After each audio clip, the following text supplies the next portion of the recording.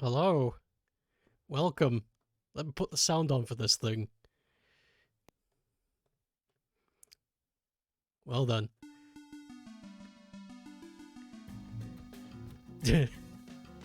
Merry Christmas! Whoa! Oh.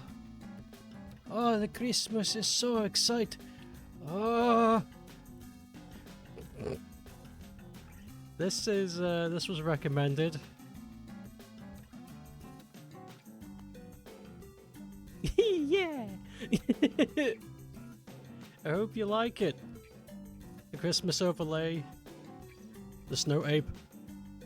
It's all great. We're getting festive this month. We're getting festive.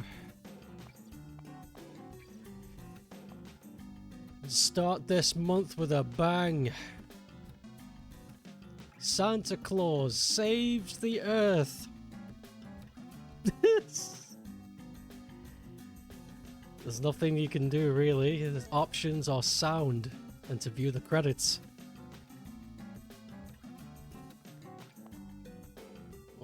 Let's get in. Let's do it.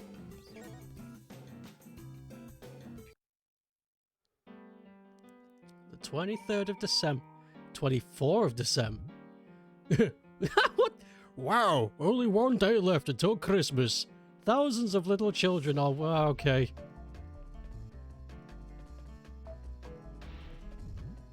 Meanwhile, very deep under the ground lives a wicked fairy, Neelim. She had a magic carpet where... Wait, what? Hold on. This is too fast! You know what? I'm not reading any of this. Forget it.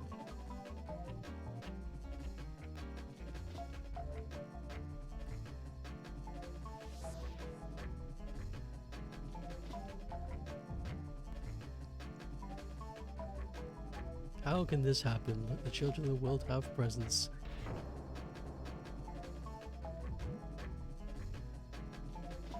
Right, so... Evil fairy doesn't want Christmas to happen. Get it? Level what? What are those, bricks?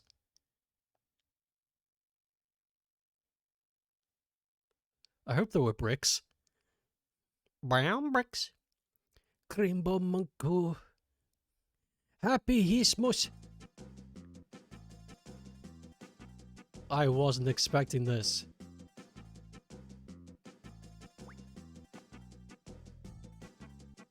What the fuck?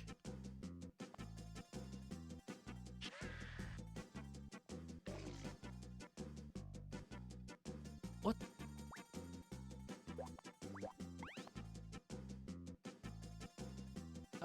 This is weird. This layout looks good, thank you. Which console's this on? PS1.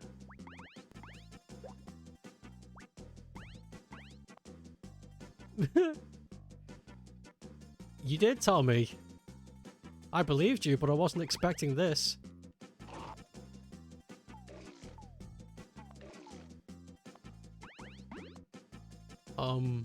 Happy Eastmas.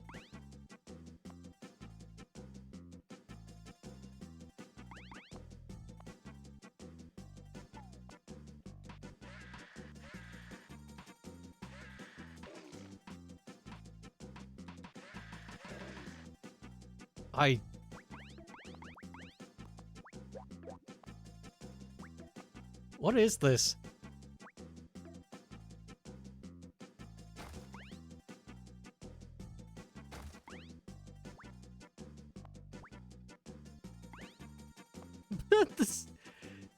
This feels like one of those really early Commodore 64 games.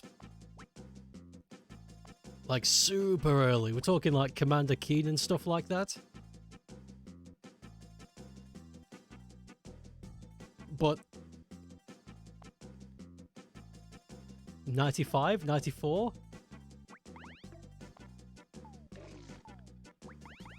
I'm going to assume this is 95 or 94.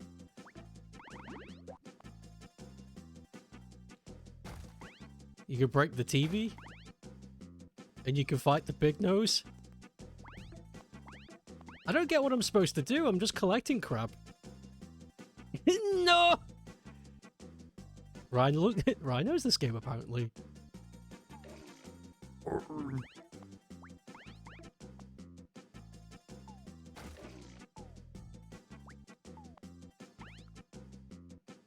This is like Speedy Bloopy, but it's worse than Christmas. This is like Bloopy! You're right, this is just like Bloopy.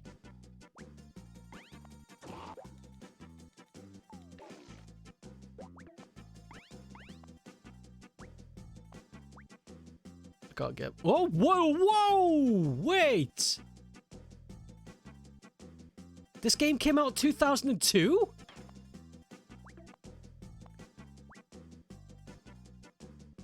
Oh! This guy... I don't understand. I don't understand any of this. We'll do our best, though. Found a thing.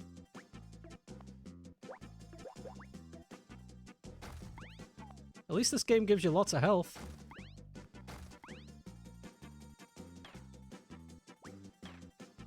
I can't get up there. Yeah, I don't get it. I don't either. I'm just gonna hope that we're doing the right thing.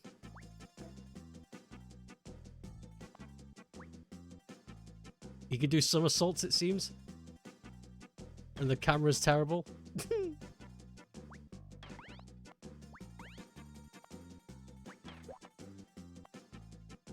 Let's get on the conveyor belt. Merry Christmas, one and all! The devs are still around? They're making shovelware. No!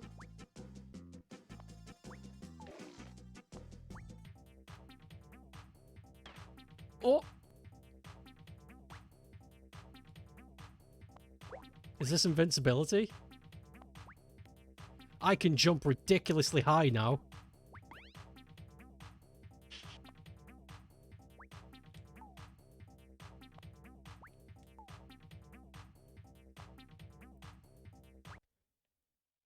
Oh, now it's gone. So it is invincibility, but you don't hurt enemies with it.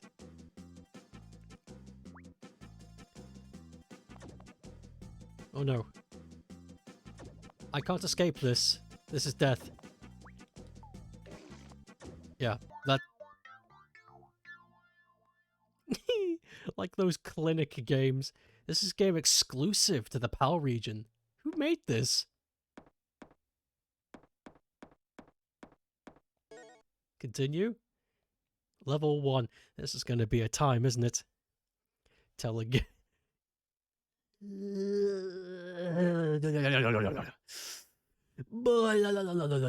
Christmas. Now loading. Christmas. Christmas. Nord Current, a Lithuanian video game company. I wasn't expecting that.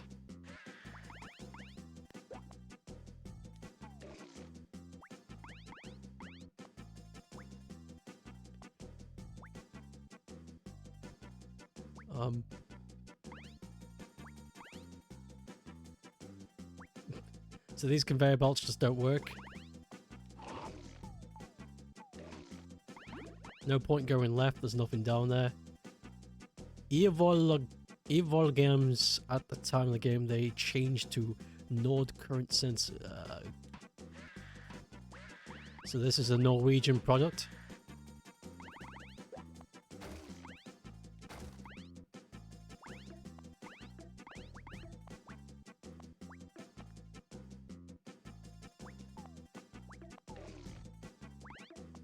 Perhaps. Oh wait, no, you just said Lithuanian. Am I stupid? So this is a Lithuanian project. Product. Why did I say Norwegian? I said Norwegian, but in my head I said Lithuanian, and then I caught up with myself and said, wrong word. Go back.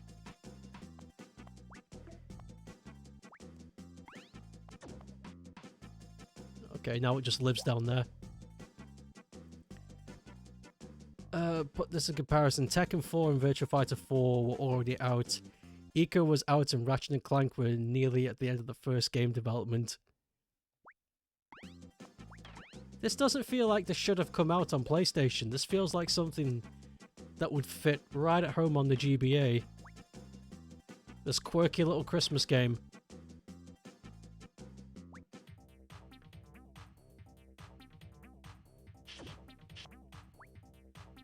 Oh, no, you still take damage, apparently. You still take damage in disco mode.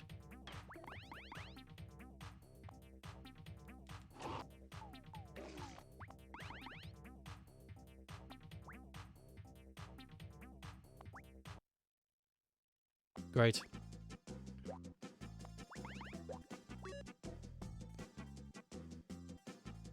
It came out as Vice City.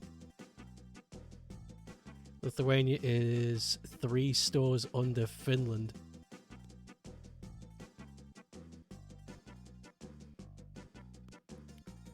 Santa's iconic disco power-up. This is fucking stupid.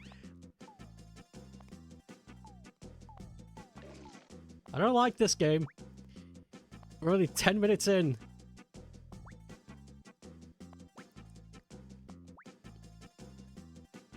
I don't even know what to do. You're playing it now, boy!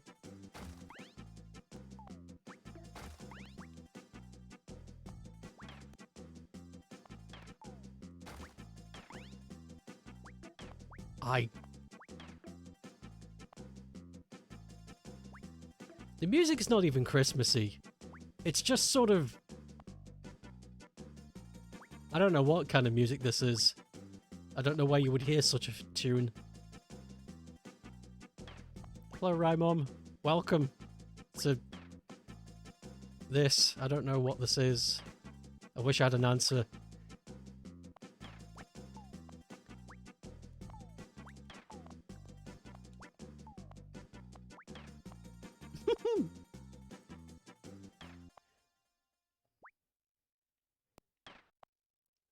It's the same beat over and over again. It's gonna get maddening. You know, I've got a feeling that this is gonna be the only tune we hear. Like, no matter what level we play, it's gonna be the same tune.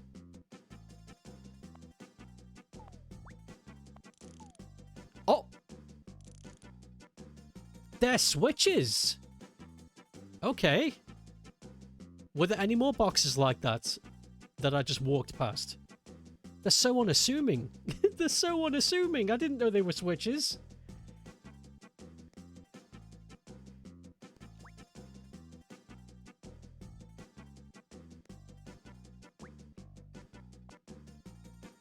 I want this music played at my wedding.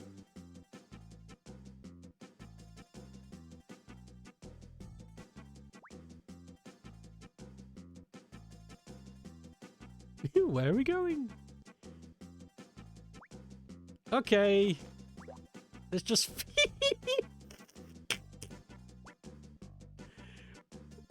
There's islands in the sky.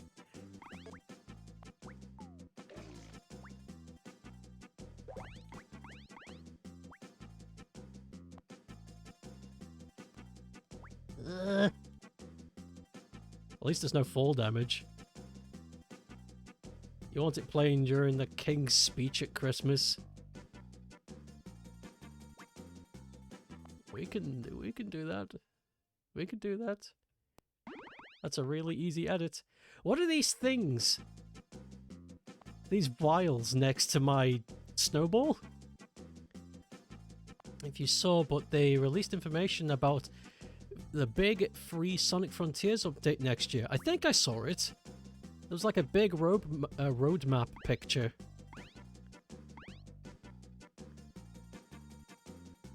They're going to be adding new playable characters, and a picture had Amy, Tails, and Sonic on it. Oh my god, Amy's going to be playable? Yeah, Rymon with the gifts. Whoa! Rymon with the gift sub. The Christmas gift sub. Amy, Tails, and Nuncles. This is the Raimon gift. This is the Raimon gift sub music.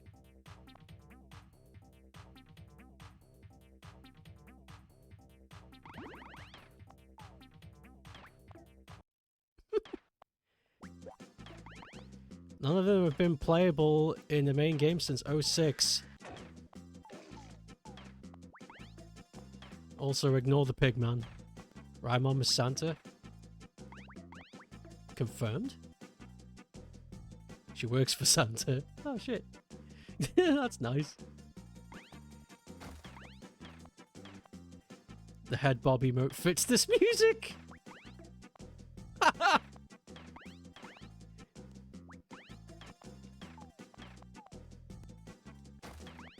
Ugh, I don't know what I'm doing.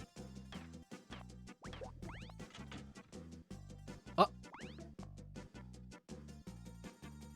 Is that the way out? I was really scared. I was thinking, am I going to need a key?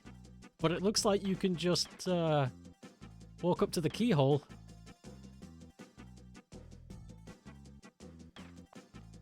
Oh no, that's not the end.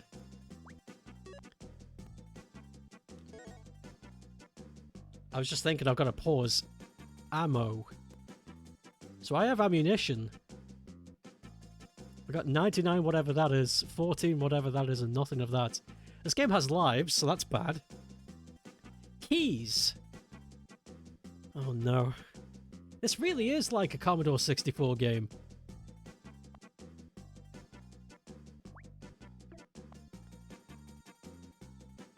This just makes me want to play Commander Keen, though.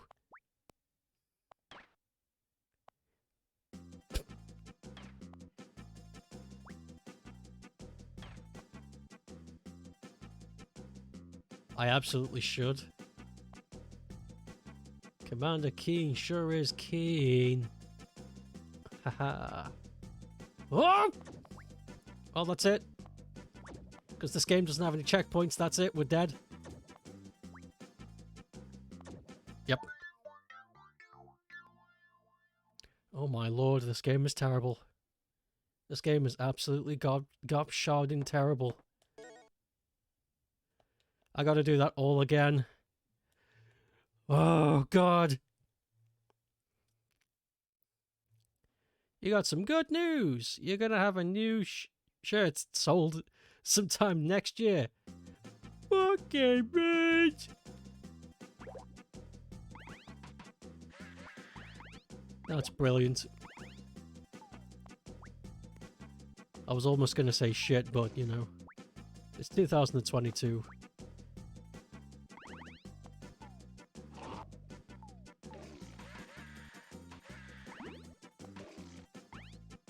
God.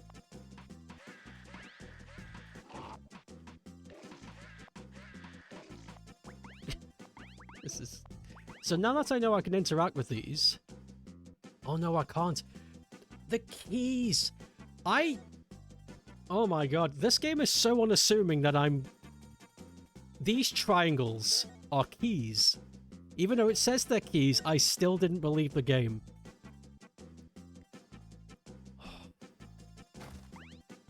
This is level 1.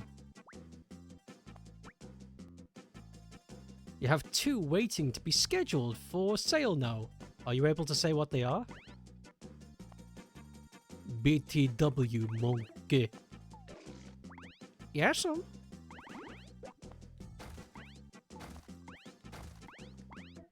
I'm starting to get the premise of what the hell to do on this thing.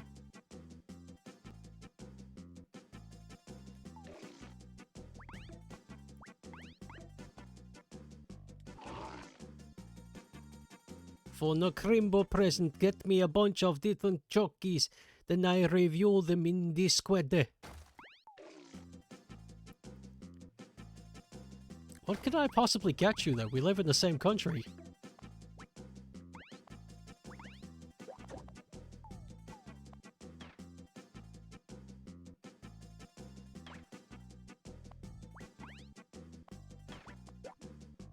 Getting weird Japanese snacks. Like shrimp Pringles. Okay, yeah. No, that's a good shout, Pep. I was thinking way too small. I was thinking, he fucking knows what a Snickers tastes like. What am I going to do? But you're right. I can just get him some weird stuff. Okay. I'll buy you like a hamper of strange snacks. You can, but you don't want to spoil. Is a magical girl theme, and another one is a kribo. Good. Trimples. I can do that. I can do that for sure. There's bound to be some obscure stuff in Lidl or bargain buys, especially bargain buys. The place is weird. The place is weird, you're right. Why the hell am I able to get hurt in disco mode? Lidl. Have I been to a Poundland? Yes. Many times. Although I can't honestly say this should be called Poundland anymore. Back when they first arrived, yeah, Poundland. You know, everything was £1. It was great. But now it's like... it's just like any other place now. It's kind of lame. Yes, we are swarmed with them.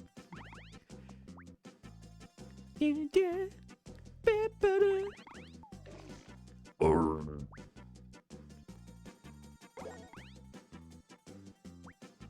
my god, I've spent... this is level 1! We've spent over 20 minutes. You've been rewatching all of your favorite YouTuber and some potato chip reviews, and there's a weird blue cotton candy potato chip balls? What the crap? Please tell us more, Pep. That's strange.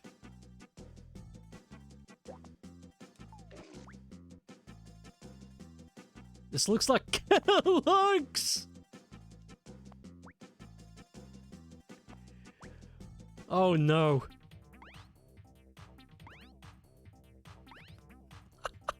It does! Yes!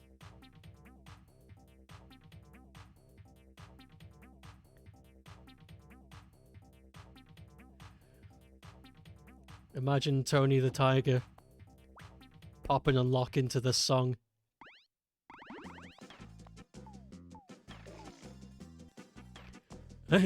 Apparently they were mild in flavor but surprisingly tasty. But the guy accepted them to be gross. I like that. You know, mild in flavor, but they're tasty. But you know what? I can't forgive him, so no. Also, here's a moblin. That's straight up just a Zelda moblin. Nobody noticed it before you? No, seriously, I had no idea. I didn't put the two connections together. But you're right, it does look like a Kellogg. We compared this to Bloopy. Holy crap, Rymom out here giving us the supporty gift sub. I was going to call it the Spooboos. My brain's the supporty Spooboos. Oh my god, I don't have the yellow key. Where's the yellow key? I'm gonna shit. It's the most wonderful time of year. Yeah, I guess so. I really should have started with something more magical than this.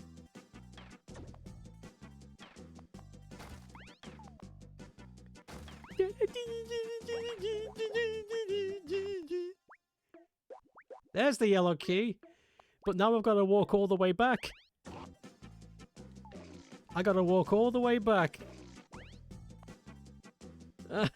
This music is drilling into your brain. Merry Christmas.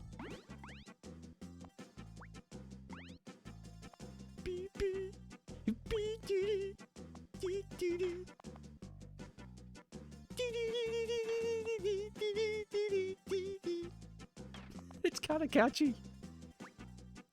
You don't want to alarm you. Yes. Are you going to Michael Bublé Christmas hater fan or neutral? Neutral. I honestly, it's fine. I'm not a big...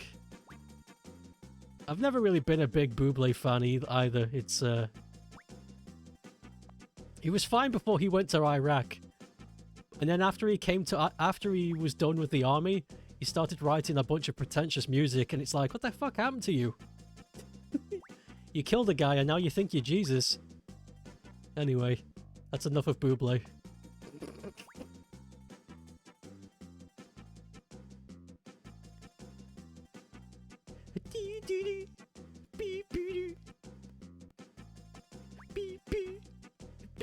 This music is...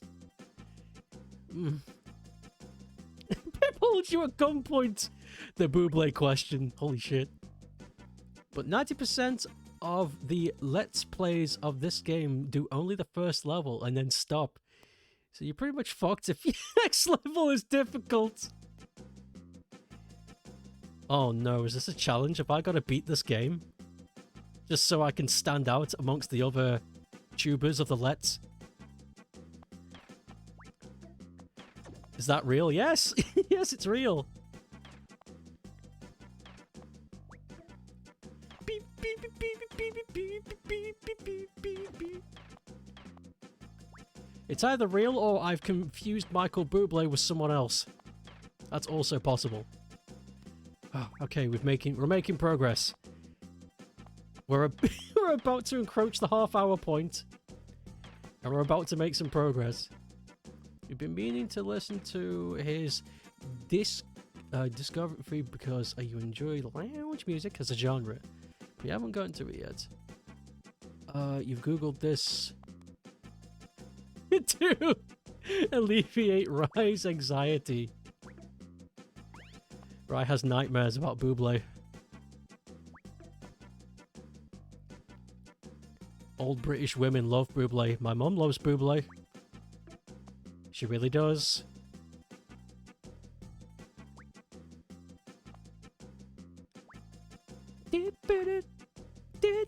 It is a very common thing for middle-aged women in the UK to be fans of Bublé. It's something to not be shocked about.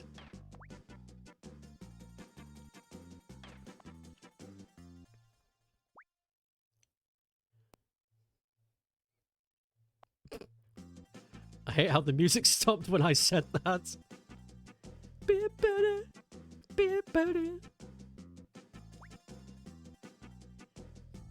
A quick Google search yields no info on Bublé ever being involved with the military. Okay, good. So I've made a mistake. Who the hell am I thinking of?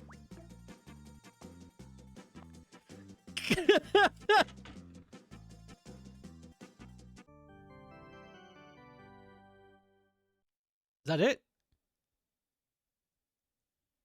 We did it! Level completed! Took us 30 minutes! Whee! Save the game? I don't know. Who the hell am I thinking of? There was a singer that went into the military, killed some people, and came back. And started writing bad music.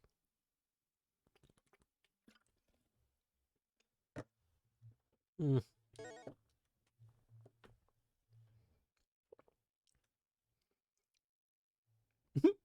Saving. I don't like this image. Look at the size of those baubles. They're bigger than the houses. And Santa's standing out in this tundra, this flat tundra. I'm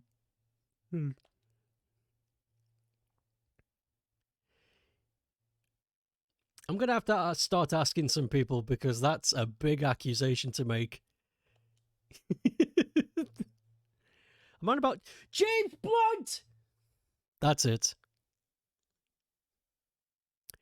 Yep, James Blunt. Thank you. Michael Bublé and James Blunt apparently are indismissible in my brain. They're the same person. Watch out, Santa, you're gonna get crushed.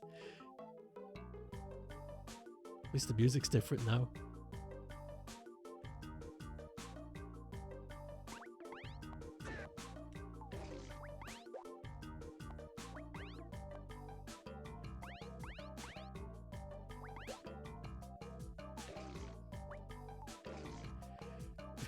Sometimes your brain combines separate people into one entity for no reason. I don't know why, but those two people, they're the same person to me.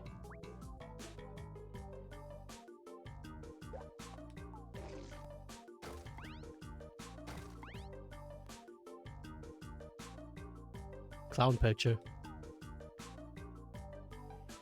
Merry Christmas, clown picture.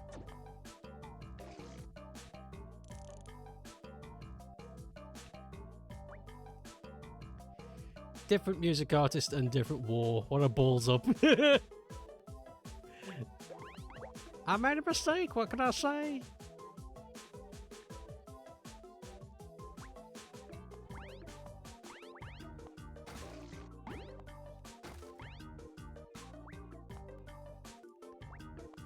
I wonder how many levels this game has.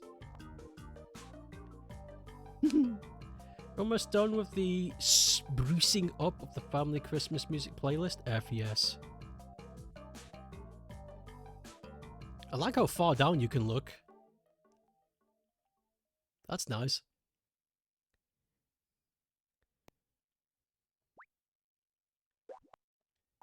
Where's the music? Oh, there it is. I don't like this game. This game's bizarre.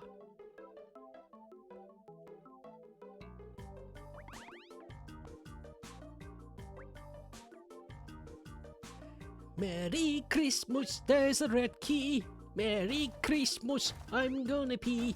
Merry Christmas. Welcome to my new album. There's an awful Finnish reality show where musicians have dinners together, sing rearrangements of each other's songs, and cry! Is crying part of the game show? Is that... do you have to? It gave us one of the best modern Finnish Christmas songs a couple of years ago. I want to know what that sounds like.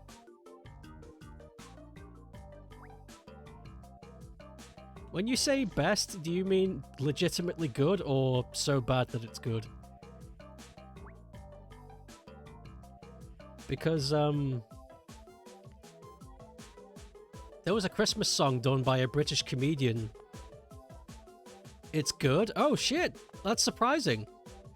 Because there was a Christmas song made many years ago by a British comedian called Peter Kay. And I actually think it's pretty good. Like, I'm pretty sure he made it as a joke, but...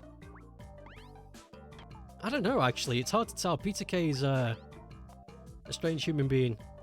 But I like it. I think it's legitimately good. It's like, oh wow, that's a modern Christmas classic. A scooch to link it? Yes, please. I want to hear. I probably won't understand what's happening, but that's fine. I listen to a lot of Japanese crap. Oh! Well, that was so much easier. Is Armadillo cover? I don't know what that is. Oh, Amarillo. No, I'm not. Fuck Amarillo. I'm talking about his Christmas song.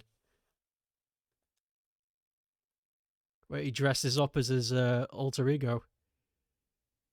Peter Kay ruined that song for me. It's all anybody sung in school. It was really embarrassing. What is this? Fire. Merry Christmas. There's a Swedish drinking song that has somehow become a Christmas song in Finland. And a guy that's reality show made an amazing modern rearranging of it. Playing Into the Dark as fuck lyrics. Oh, that sounds interesting. Oh, it's just a way to Amarillo. I still prefer the original song.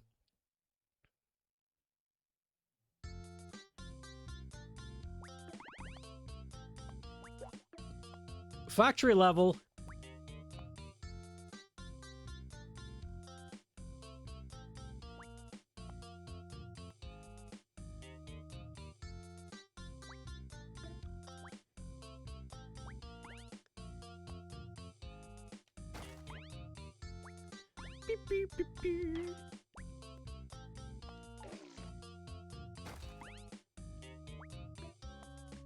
At least each level is like different with different music. I was really expecting to just have the same layout, same music throughout the whole game.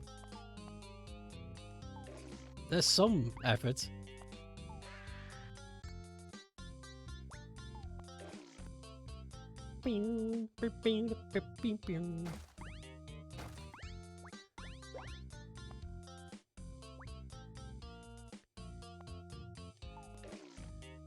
By the way, for those who aren't British and listening to me talk about Peter Kay, Peter Kay is a upper middle class comedian who is apparently really funny, but I don't get it. Probably because I'm not upper middle class. But you know, he makes people happy.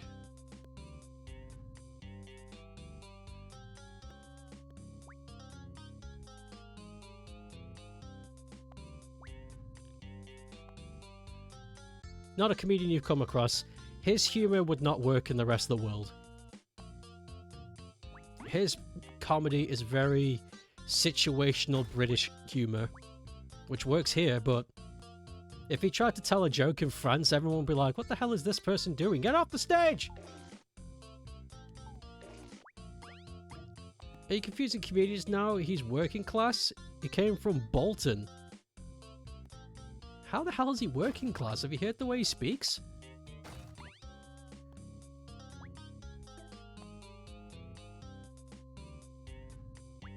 And I'm not talking about his accent.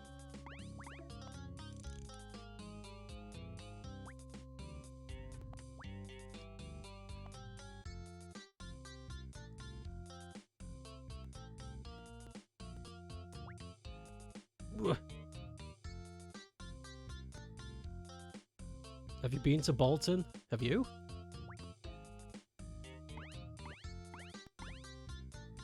I'm asking you because I haven't.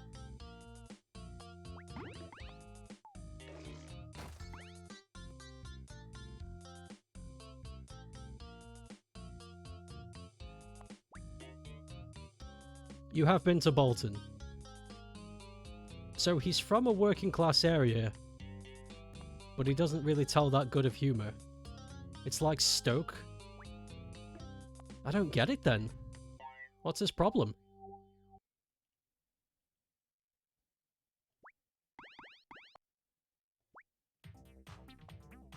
Change a disco.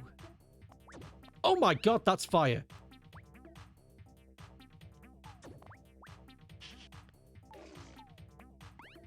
I really don't understand this power.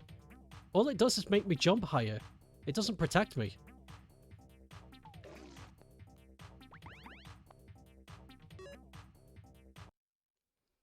Okay. So there's a yellow key for something. I think you may be confusing him with another comedian. Peter Kay is a large, hefty fellow. He has an alter ego he dresses up as. He made a Christmas song. Made a lot of jokes about, well, nothing. About sitting and drinking tea.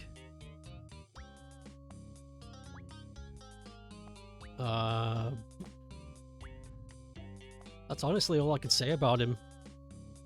He sometimes did charity stuff, I think.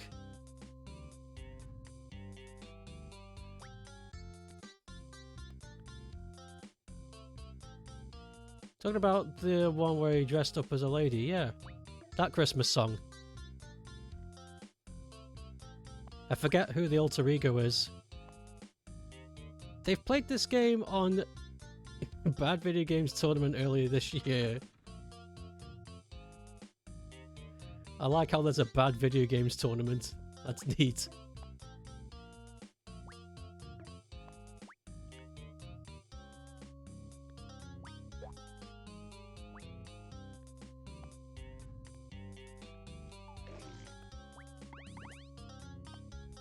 You love the Bad Video Games Tournament. Love Bad Video Games Tournament. are you kidding me? It's just out of reach. Where have I got to go for this? If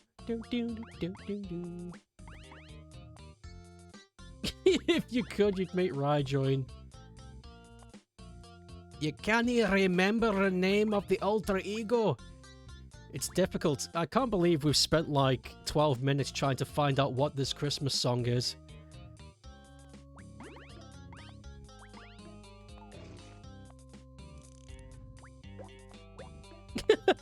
What's happening, Green?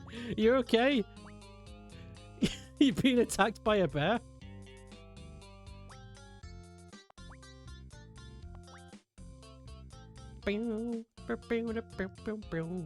Christmas, Christmas. Oh, Tekken 8 trailer, that's what's happened. Is next week also the Japanese Evo time? Or is that gone? Is it gameplay trailer? Are we going to see more people?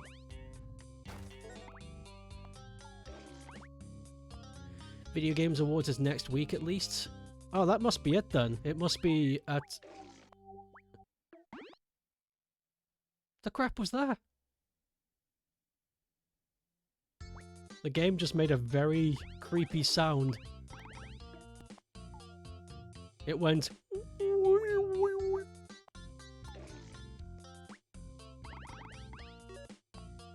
Okay, we got green. I don't know. Apologies for the insane hype, but you're so excited. I'm interested to see what they're going to show off. Oh, jeez! They turned on your singing reindeer animatronic in the other room. It startled you.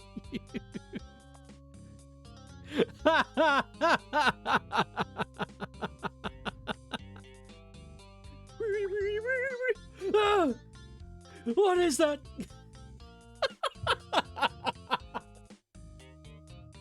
Oh, poor Pep.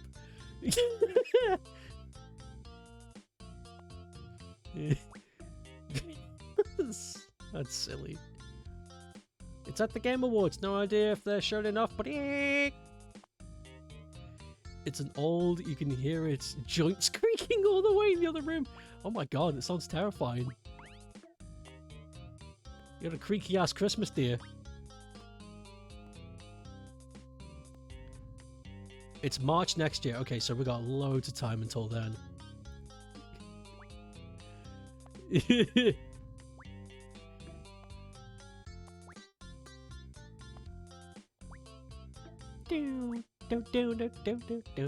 Ah!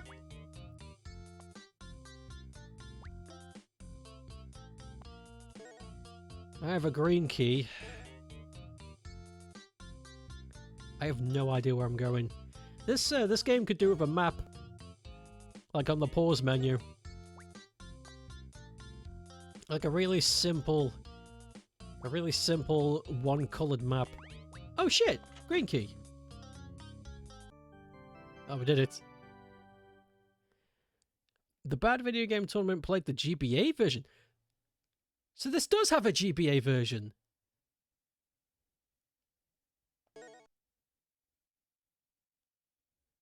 Why the hell did they make a PlayStation game in 2002?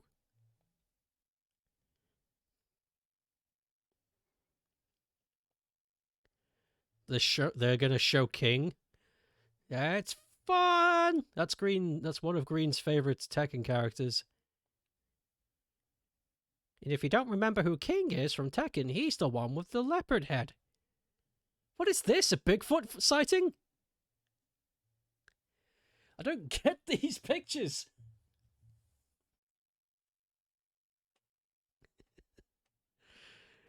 You don't know much about fighting games, but it's a joy to see you caps lock about your excitement. You can just about see Bigfoot in the Christmas.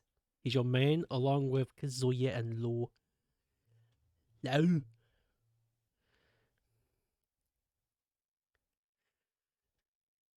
I wonder how long I can play this before I get bored.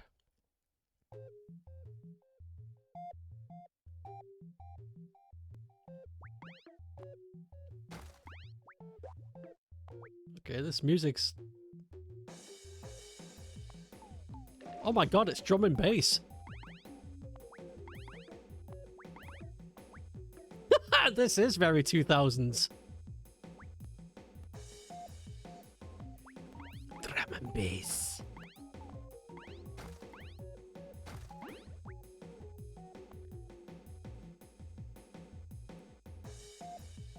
You got over 300 hours clocked in 7. Good god. That's about the average length of an Undertale playthrough. No, that's mean. That's not true.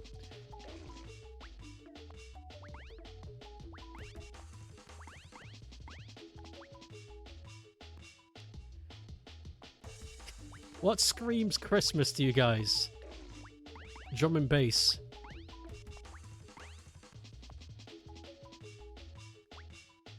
Unequivocally. Drum and bass.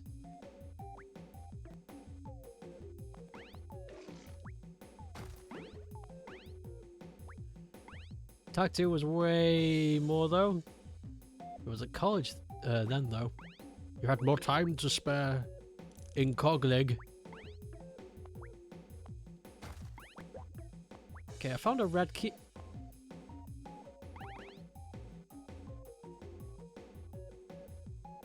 Was I supposed to do that? I think I was, yeah, because there's no way of... Okay, good. I got very worried. I thought I broke the game.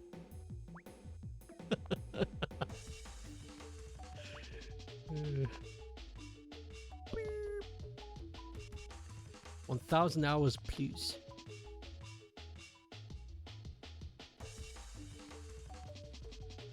If you play a game for that long, then surely you can find a big biscuit. That's cool, though.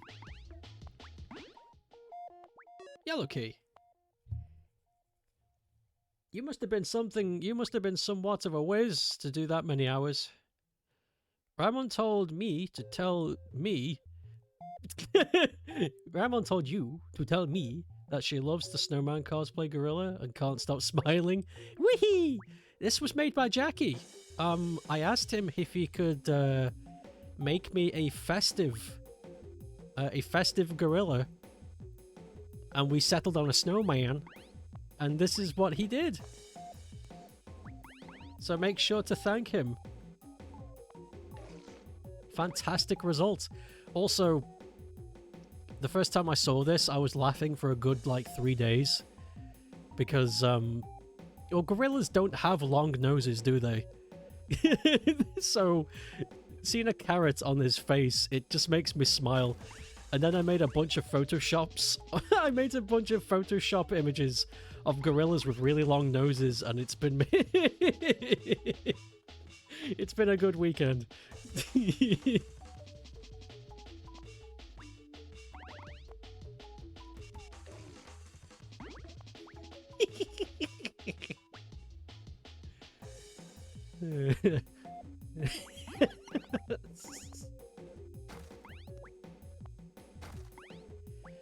Back then, when I used to do tourneys, I used to do tourneys too. Now I don't give a crap. I used to Virtua Fighter 5, and if I felt like just having a whatever, I would also do Street Fighter 4 tourneys, because they came out roughly the same time. I remember that much. But now I honestly don't. It's just not a priority for me anymore. Yo, Snow Monkey. Hey, Dave. David. Merry Christmas, David.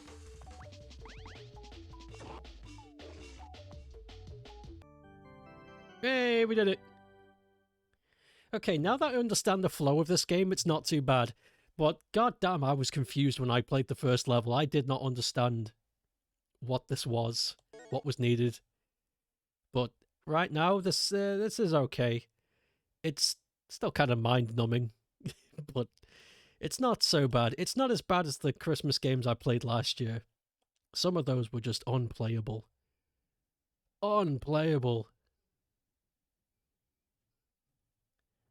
But this is mediocre. It's good enough.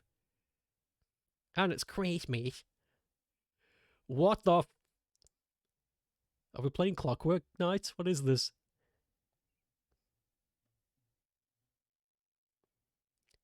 Loading. What?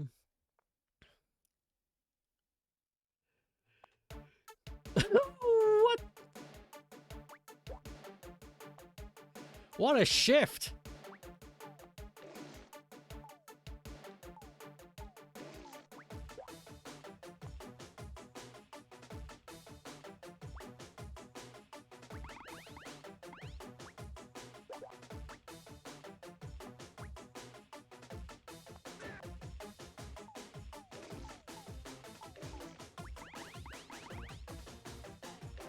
Goodness gravy. Unchristmassy. Uncrunchy. Yo, you gotta try this new cereal. It's really got that Christmas crunch. Whoa, what are you? Well, he's gone. Oh, I think he's a boss.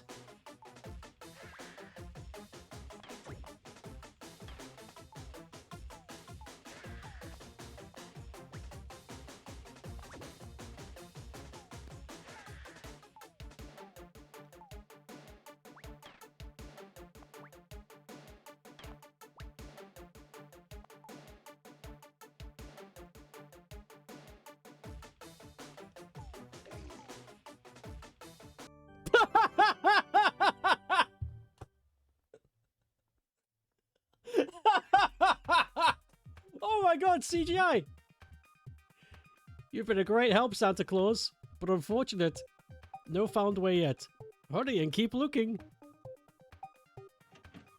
Oh my god, did you see the face he pulled when he left? Did you see that face, that grimace? That was horrible. You know what? This game's not so bad after all. You've been watching a lot more Pokemon Scarlet and Violet gameplay, and you've come to a conclusion. It's pretty decent. Under layers of technical issues and shortcomings. Personally, you think you would have been very discouraged if you tried to play it, even though the character writing is very good. Mostly, you don't like Nemone. I don't like her either. There's like a huge, horny fan base for her, but I think she's a terrible character. I don't like her. Santa actually looks creepy close up than I thought he would.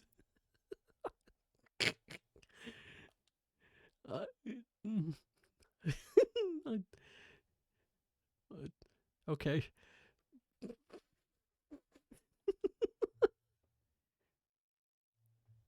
Better or worse than Leon? Yeah, I'd say better. But still annoying.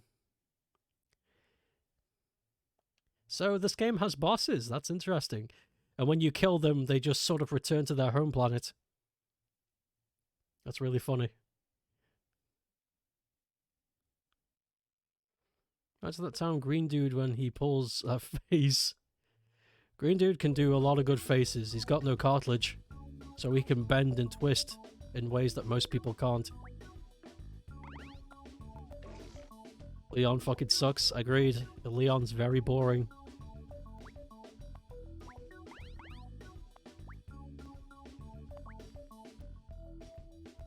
Makes no sense. It's executed awkwardly. Yep.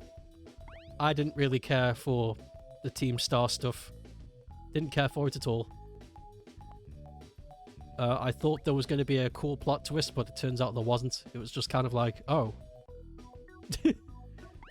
That's it. That was my reaction. It was, oh. You're a fan of Carvewell? He's cool. He's a cool character. Oh yeah, my weird nose. Green's weird nose.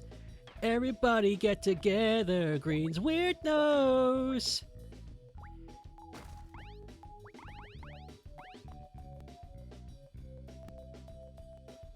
Arvin's story was really solid. Yep, that was my favorite bit. That was my favorite bit. I really liked all of that. Well, yeah, I did like it. I was a fan of the twist, but it didn't surprise me. And I feel like there's something wrong with me because loads of people are like, oh my god, I didn't see that. Oh my god, I'm crying. And I'm like, yeah, it was kind of cool, but holy shit, it didn't hit me that hard. So part of me is like, is there something wrong with me or have I missed something? I don't know, but I liked it. And the gym leader storyline is whatever. It's not really a storyline, it's just an end to a mean. Get badges, get stronger. There's not actually a story there, it's just whatever.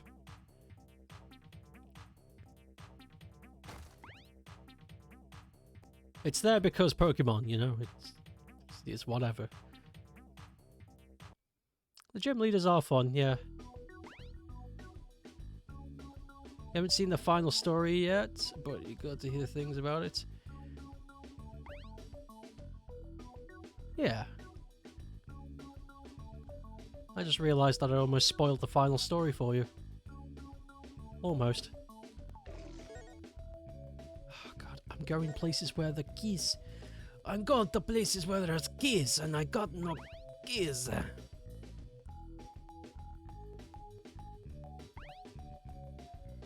What's... You know what it's about already, you just don't know the finer details. Oh, Pog. Okay, great. Okay. Okay, I believe you.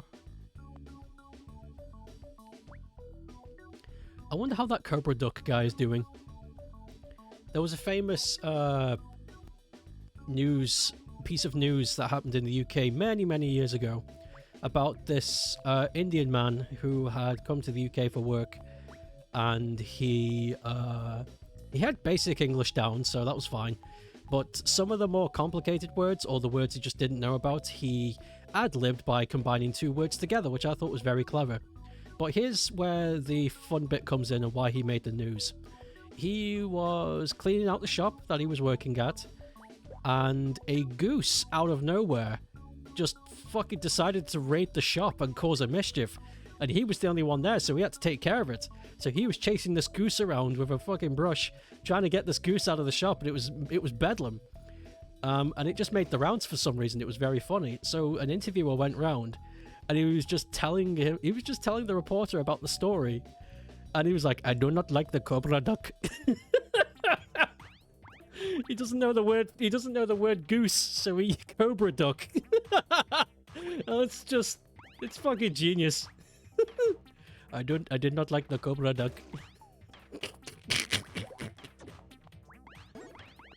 Yes. Made me smile. Cobra Duck.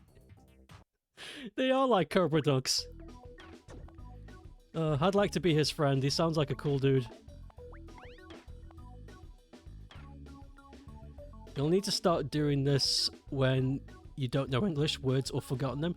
It makes a lot of sense. I like it. Cobra Duck! Yes!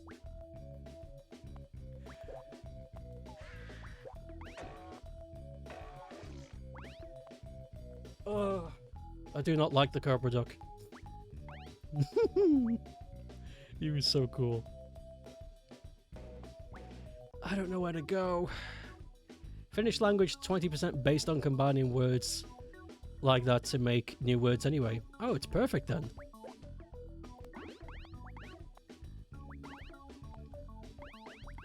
It's perfect then.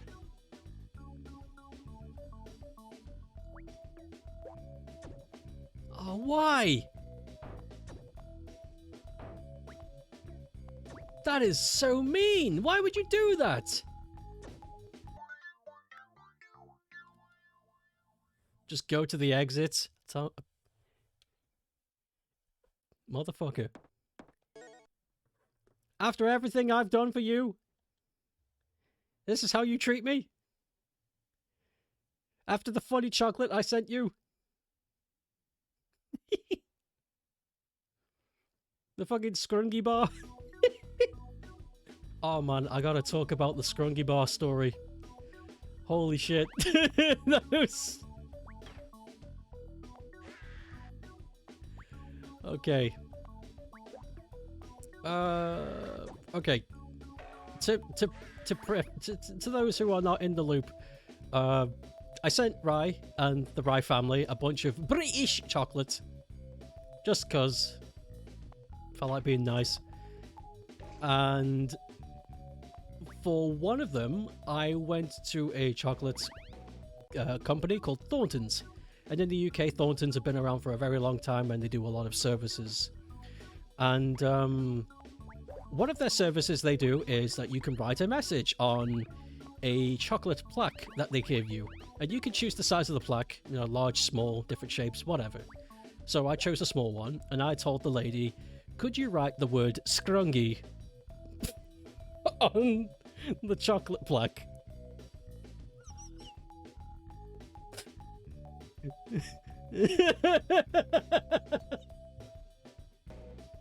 And she gave me this look. She gave me this look that was like, am I joking? And like, not as in, are you joking as in offended? More like, oh, that's a joke, right? Okay, what's the real word? And I was like, no. Scrungy, please. And she had this face. She looked so disappointed. I was like, no, listen, it's not anything bad. It's gibberish. Look, I got out my phone and I typed in scrungy and then define just in case it was like an Urban Dictionary thing and nothing came up. I was like, look, see, it's not a bad word. It's just gibberish. It's an in-joke. The person I've sent it to will get it. But she just looked so sad. I was like, I'm sorry. I'm sorry I made you do this.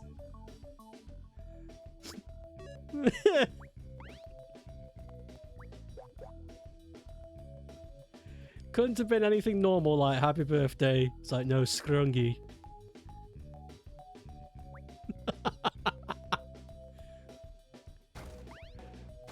Oh. Bless that woman. Scrungy moment. She must have thought you dropped from the sky. That's what it felt like. It was like she was being super careful with what she said next. I guess she just thought I was dangerous or something. I suppose. It's like, this guy's asking for something weird. He must not be all there. Scrungy. Is that the saying? Is that saying because Mr. Bean, or is the Mr. Bean like that's because of a saying? Mr. Bean intro. Oh, you know, I don't. Nice sentence. I understood. Hey, I know what she was saying. I don't know. Green, was that what you were going for? Because if that is the case, I didn't put two and two together. Rye is savage today. It's Christmas. He's allowed to... He's allowed to let loose. He's been holding in all year. His Christmas glands are bursting.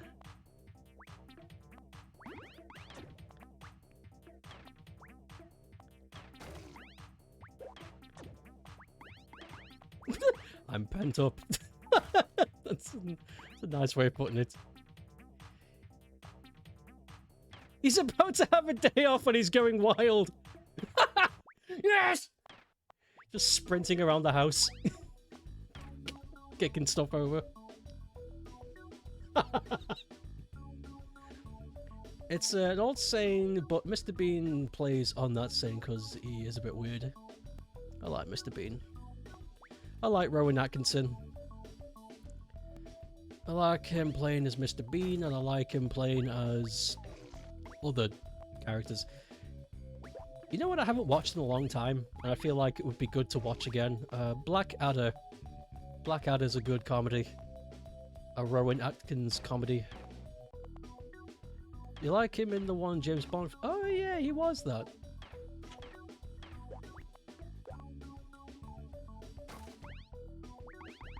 Black Adam. God damn it. Yeah, that's right. Black Adam. He's in the Black Adam film. He's not.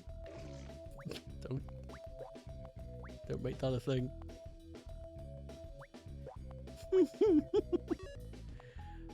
Why The Rock? I don't get it. Johnny English. Johnny English is good. A spoof James Bond.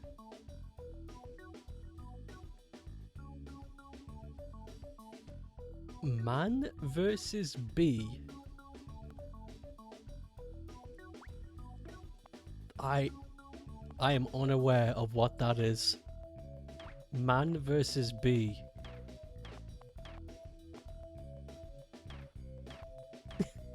It's really fun. I can recommend.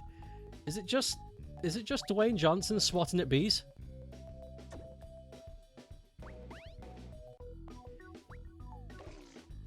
It's a short series on Netflix starring him. Rowan Atkinson played Johnny English. I'm glad it got a sequel. Did it get a third movie? Part of my brain thinks it got a third movie. I don't know if that's true. It was basically the new Mr. Bean with Rowan, but they couldn't use Mr. Bean's name. Rowan Atkinson. I realised now I said Dwayne Johnson. That's not what I meant. It's...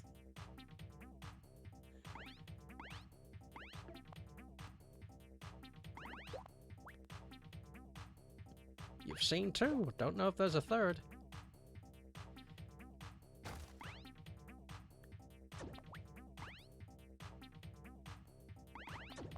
Oh no, please. I don't want to die. This game doesn't have checkpoints.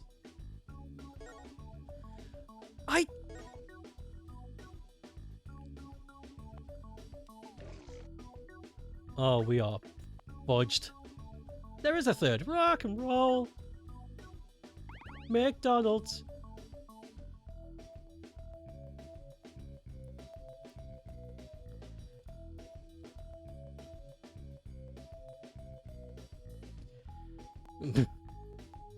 Johnny English strikes again.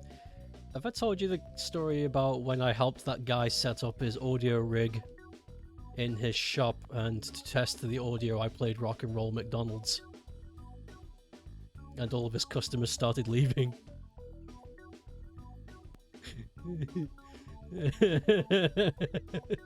No, death. I knew this was going to happen. Oh. You know, man, Dwayne Johnson, but he started to feel a bit weird about him after I saw him one of these game shows advertising his new energy drink in his gym. It was so weird. I forgot which showcase it was. E3 didn't happen. Texan Pep.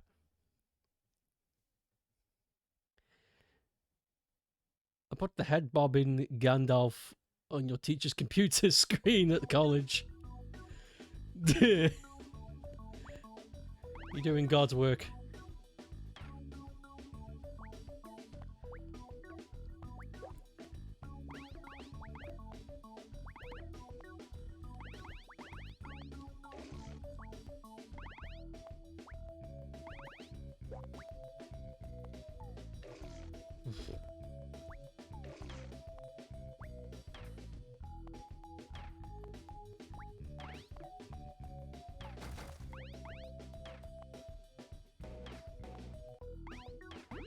I'm starting to feel a bit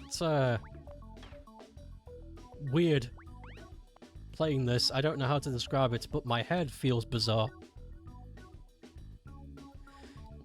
When Santa looks down.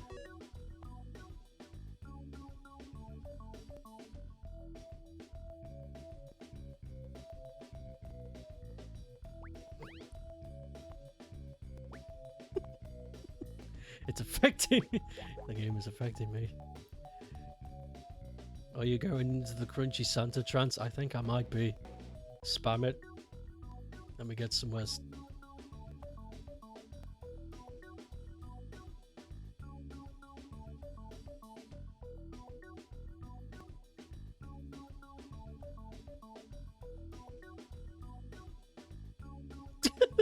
Say it done. No.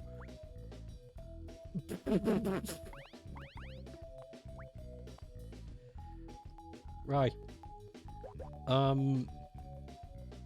Could you please open a can of whoop-ass?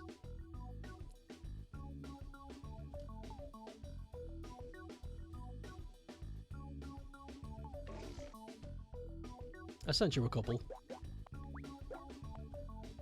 What's a can of whoop-ass?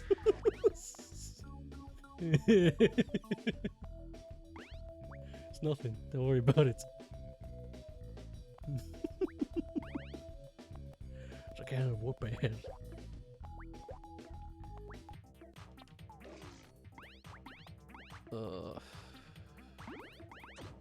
I'm not a fan of this game.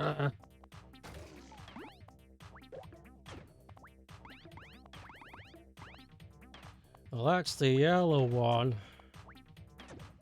Stop killing me. Death.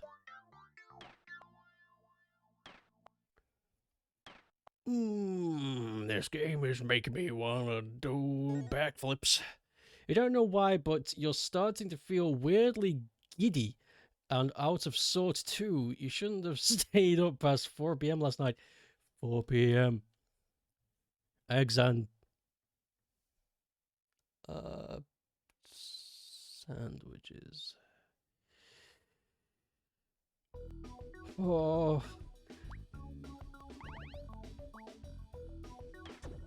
This game sucks.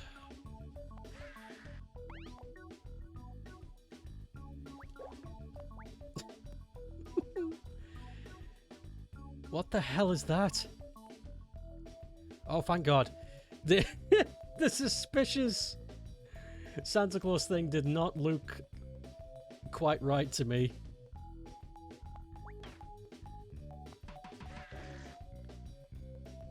Stayed up extra late because of chasing a few villagers in the Animal Crossing Alas, you failed. They won't leave. Squatters' rights.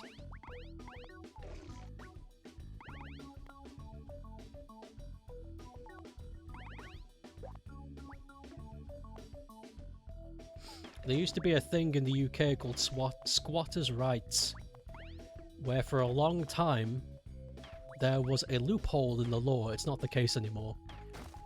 But there was a loophole in British law that if a building was vacant for more than 10 years, its ownership becomes void. At the time, that was created to stop people from buying homes and then just leaving them, to create an instability in the the housing trade. But some people figured out that if the house is void of ownership, that means it doesn't belong to anybody. So people who were homeless or people who just wanted to go somewhere would find these homes that don't belong to anybody and just squat there. And it was called squatters' rights.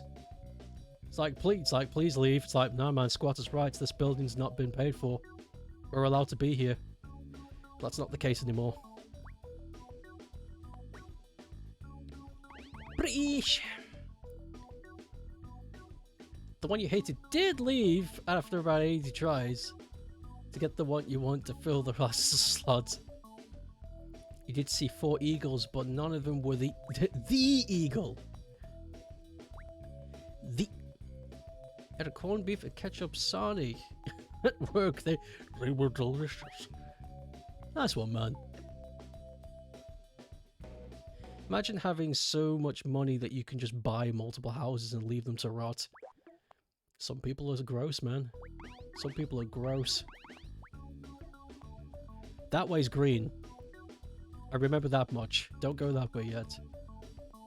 Sarini! Sarini is your famous British word. Sarini!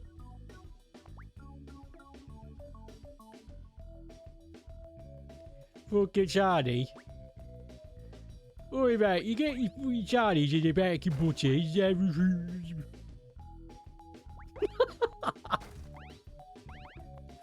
Yeah, one day I'm gonna do that and it's gonna backfire. I'm gonna do that one day in a crowd. And everyone's gonna be like, the fuck are you doing? It's like nothing. Belittling my own people. Don't worry. What sarnie would I like? Ecuadorian cheese. Eagle skillet. That's it. Finland has an old saying that if you make a face and the wind turns, your face will be stuck like that. So if the wind turns while you're making that voice, you might just get locked into it. If that happens, I think my viewership would double. I would quickly be known as the stereotypical Brit. Oh my god, have you seen this new British guy on Twitch? He's so British, lol. Alright, Jovies.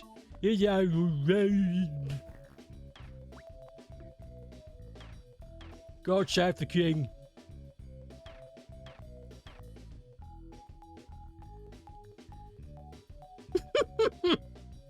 Ten 100 clips just titled Sarnies. Oh my god, you know what I'd be like? You know that guy that talks about Quaaludes? I'd just be the same, but British. You see them billboards on the highway years ago? They used to have Jaffa cakes on them. You'd say, walk a couple of miles for a Jaffa cake, innit? Well, this man here would walk a couple of miles for a fucking Sarnie. They were the fucking best. I tell you.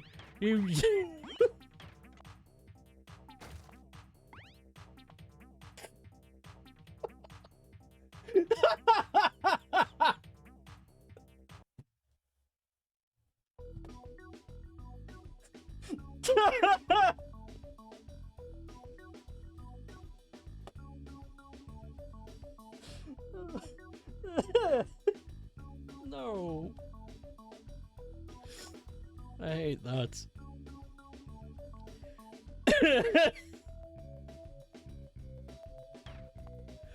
Oh, what am I doing now? I've lost concentration.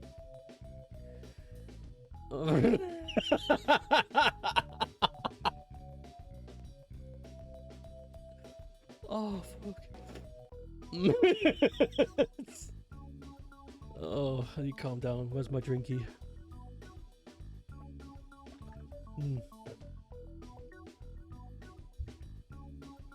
It reminds you of Daphne's brother from Frasier. Oh my lord. There was another saying, don't sit too close to the TV or your eyes will, you'll get square eyes. Don't sit too close to the TV, you'll die! Oh my god.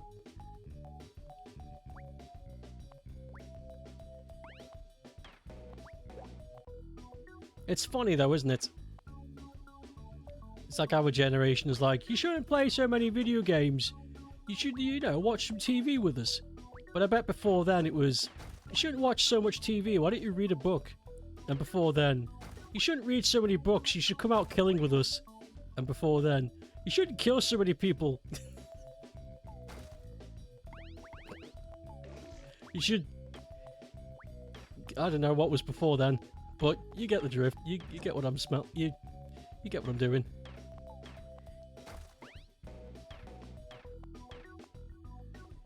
Well, there's the green key, but I'm definitely gonna die. Reminder when I told you about the creepy bandwagon of people joining a new social media app called Hive. Yes! They've been infected by the hive mind. It's so obvious that it's the perfect place to hide. If we just straight up call it the hive mind, no one will even notice. Zoomers believe that old TVs sent out gamma rays?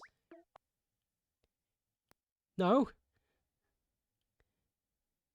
I like how the music stopped when I said that. Gamma rays. That's a new one. These TVs sending out gamma rays and... Well, gotta do that level again. That's great. Big surprise. It turns out that Hive has major security problems and they are trying... they're lying about having a fix or something. A new social media having security problems? Well, what a surprise! Calling me surprised. Now listen, I took back at Sony and I looked at fucking paper. It told me that the Hive Mind has got security problems. Yeah, that's some good shit, that is. Right. Gotta get to bed. Gotta wake up at 4 tomorrow to get to work. Ain't it? I hate this level. It's driving me insane.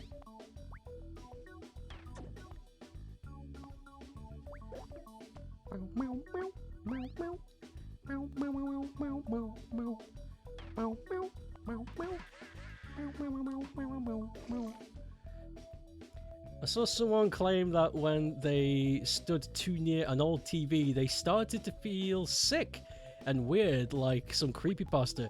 Probably because they were shoving their face next to a TV. I don't do that. Gamma rays. If I put my face right next to the TV screen, I feel weird.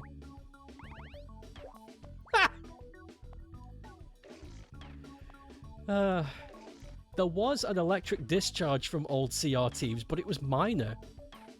And plus, electrical discharges don't do anything to humans. It's nothing.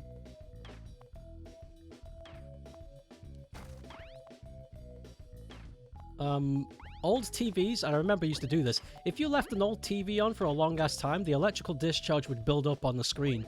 And you could feel it. You could run your hand across it, and you would feel this weird pull, I guess. That's the best way I could describe it. And if you ran your hand across it, your hand would have temporarily electric powers. And I'm not even kidding. Your hand would, like, be statically charged for a sec. And if you run over to somebody, you could shock them real fast. And they'd be like, ah! It's like, no! TV attack! Can't do that anymore. Flat screens don't have it. I miss it.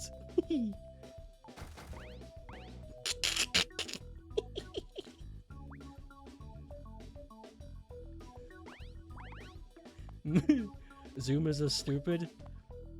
Nah. Nah. Nah. No. No. Let's go. I got nothing to say. You remember a tiny amount of tingly static electricity near a screen. It's a strange feeling, but it wasn't gamma rays. Gamma rays. I like that.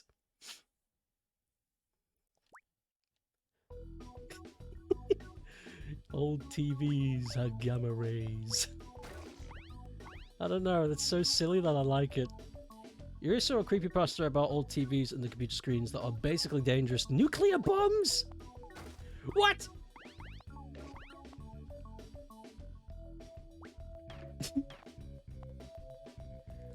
Oh, I like it. I love it. You know what? I like it. That's so silly that I like it. Explains why kids turned into tiny hulks after playing video games and watching too much telly. That's right, they should have been reading books. Oh. Some shit, I don't know. Something. Some joke. There's a joke there that I couldn't get. Speaking of that, I like the idea that jokes are like this thing that you catch and you're able to use if you're quick enough. Because they say comedy is in the air, and they say that in a way that if you can create an atmosphere of funny, jokes just sort of come naturally. So in my mind, that means that there's these little joke gremlins just flying around. And if you practice long enough, you can see them and pull them towards you, and you're like, here's a joke. Someone makes an indie game where you collect jokes and have joke battles like in Pokemon. And your Pokédex is an old magical joke book. Oh my god, that's a really cool idea. I like that. Do you remember the game? That's a cool idea. That's a rip-roaring idea, gamers. I have dinner. I knew we had you on the committee for some reason, Pep.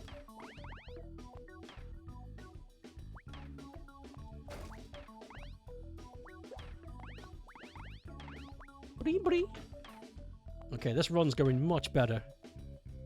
Oh, someone should make... I got so excited just then. I was like, that's genius! I want to play that! Have you ever heard of a children's movie about a dog from the 90s called Air Bud? I think so. That sounds very familiar. I think I have. I think if I saw a poster I'd remember, but Air Bud sounds very familiar.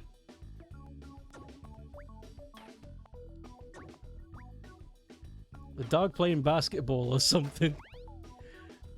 Oh no, I think I do remember now. Oh no. Yes? What about Air Bud?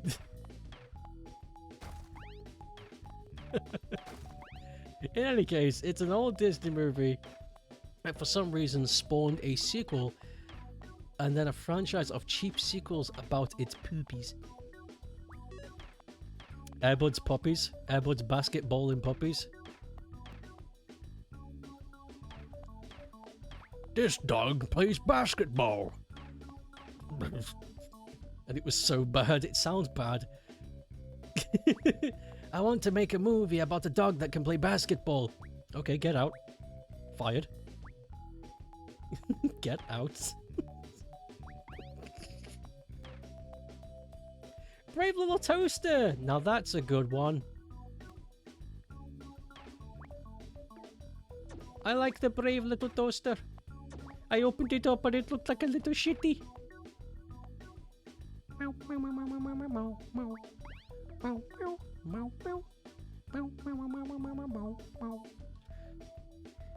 The only saving grace that was Christopher Lloyd had a role in it. Really? What a bizarre thing. Still though, famous celebrities having roles in animations it's a bizarre thing for sure, but it's nothing new. Liam Neeson played Pollo's dad. Now that was weird. It was weirdly depressing and dark and sad overall, though. A lot of kids' movies were back then. A lot of them were very like, hey kids, here's reality. Like Brave Little Toaster. Brave Little Toaster is very much that. Brave Little Toaster tricks you into thinking it's going to be this child-friendly adventure about a little toaster running away from home. And then the movie, I think about 15 minutes in, has the, what are they called? The air conditioner die on screen, and it's not a peaceful death. He's screaming and coughing, it's horrible, and then there's just this serene scene afterwards of all the characters just being like, what just happened? It's terrifying. And then they made a spin-off of that movie entirely about Santa's magical dog introduced in the puppy films. Santa's magical dog! Welcome! All dogs go to heaven. I'm never watching that again. Never watching that again. It's not bad, but it's too good.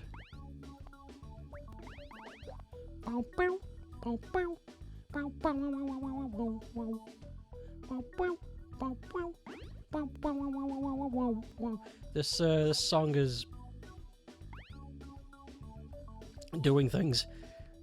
You didn't watch it, but Ramon did, and she was absolutely traumatized. Oh my god. The film started with some guy dying, and then the dog's mum died, and then there's the sad girls at the orphanage, and Santa had amnesia, and the dog almost died again. Watership down.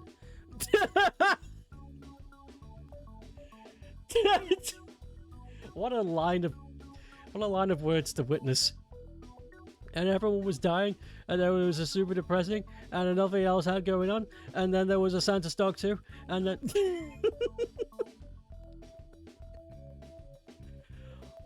and then she didn't even say how much that was going to be, and I couldn't watch it all in one sitting. Also, I just found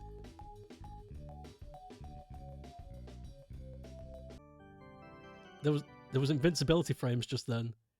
Apparently, it was equally bad and bland and sad and depressing, and everyone was dying. Kids like to watch dogs die. Let's make one. Like none of those were even sad in an emotional way. It was just terrible.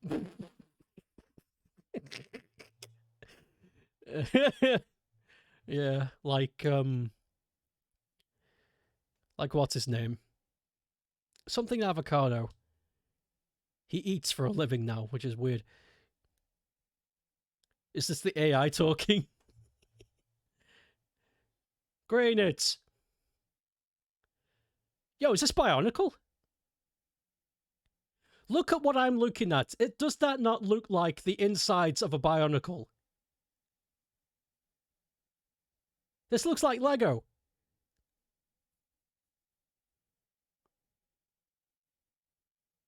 Okay, maybe I'm stretching it. To me, it did. It's real to me, damn it. Looks like K-Next. Looks like Clockwork. You have more Christmas film tales.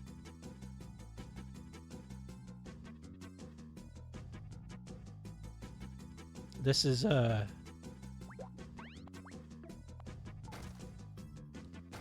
this music's slapping just a little bit. Whoa! What are you? Whoa! Whoa! Whoa!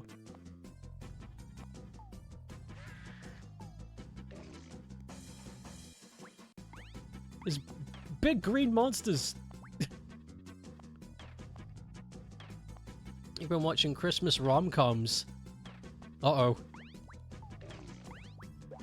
Sometimes they're good, sometimes they're bad.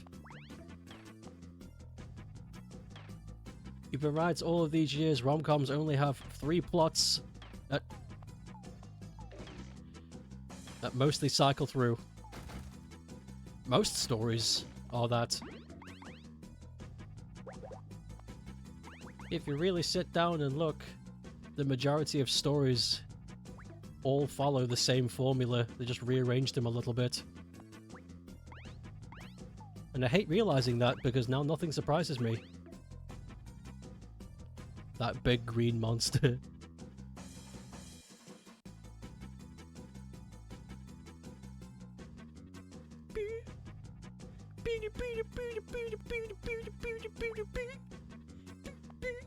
God, the music in this game is... It's not good, but it's catchy. Like, it's really mediocre, but it's catchy.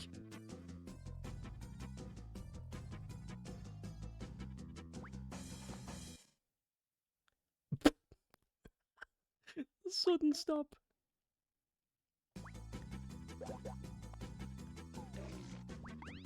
3 Netflix rom-coms in a row. The love interest was hot.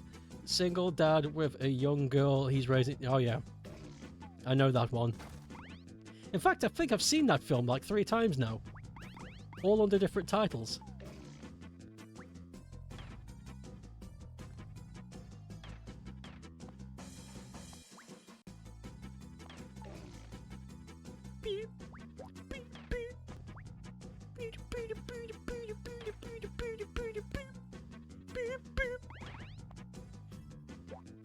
Oh, lava!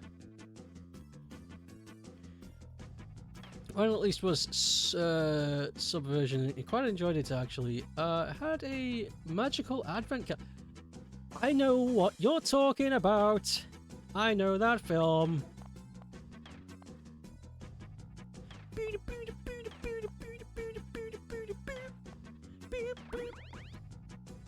Yes, I know that film. Growing up with a sister and a mother and a dad that was hardly at home, I had to watch a lot of stuff that they wanted to watch because there was a rotation on the media we could watch and play. And my mom and sister really liked rom-coms growing up, so I was forced to watch a lot of them.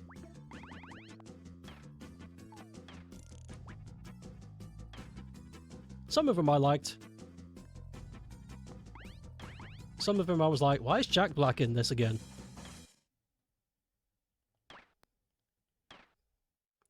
Rambo is a good Crimbo film. Thank you, Green. Can always count on you. I'm sure there are good rom-coms, but yeah, most of the there are good ones.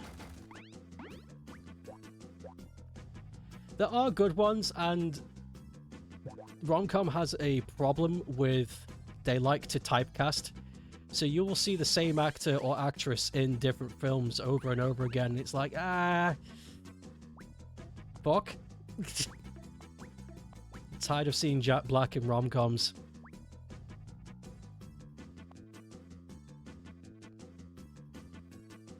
But you did like the Magical Advent Calendar film. It was kind of fun. Yeah. New premise. Neat concept. Using the magical calendar for such a thing. You're welcome, Tips Hat struts away. Leaves behind mysterious coin.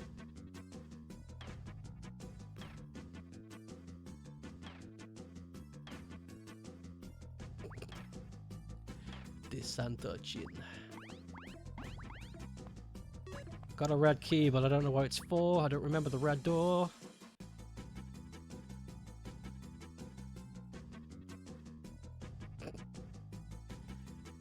We also watched the new Netflix Crimbo film with Lindsay Lohan. And you didn't mind that, even though it was generic.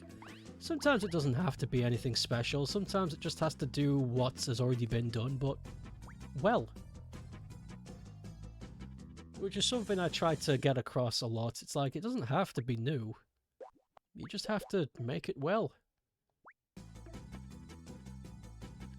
And if you make it well, it'll stand out. You can try and go for something new. Nothing wrong with that, but you don't need to. You really don't. Oh! It's back!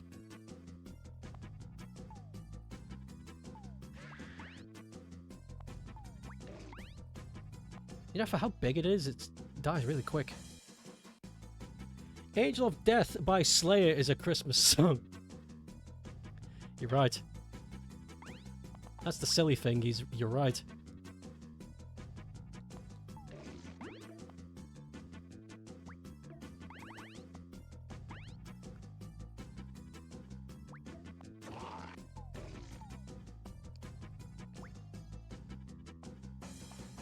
Where am I even going?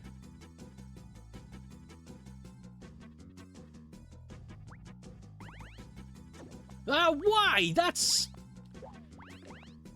Come on.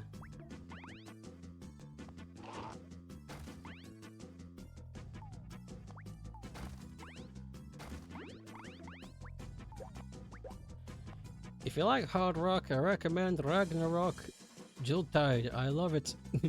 I love it. Well, okay.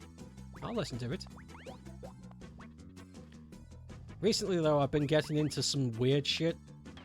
There's a lot of indie bands right now that are making very bizarre rock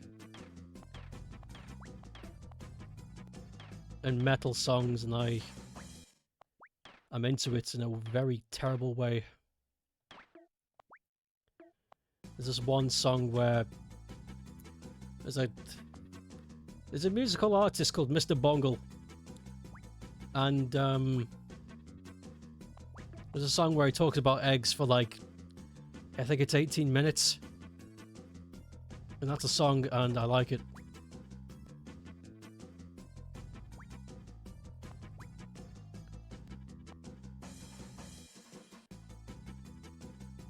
Christopher Lee's Christmas metal album was banging.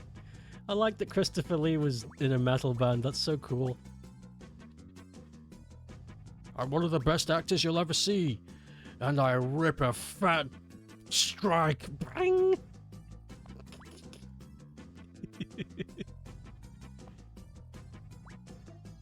I was going to say rip a fat bong, but I don't know, maybe he did drugs. He was in a metal band. Christmas Spirits by Sonata Arctica. Whoa! Sonata Arctica. That one sounds familiar to me, but I bet it isn't. Nordic metal is awesome. I can't get it. Ah, it's not mine. Beep, beep.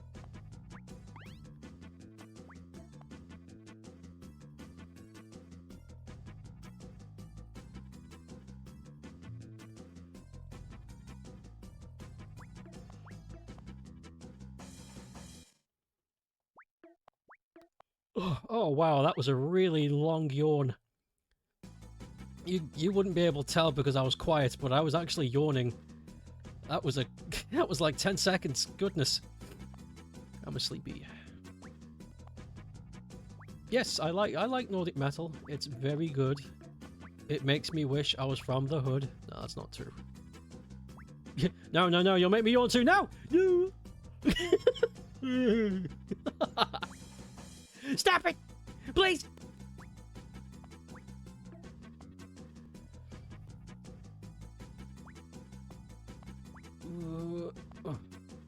This level stinks. Heck yeah, now I'm gonna start yawning. Wait. Why are you excited? Hell yeah! Let's do this. It's a party. This is just back home. There's a Swedish band called Edge Guy, and they are brilliant. I think I have heard of them.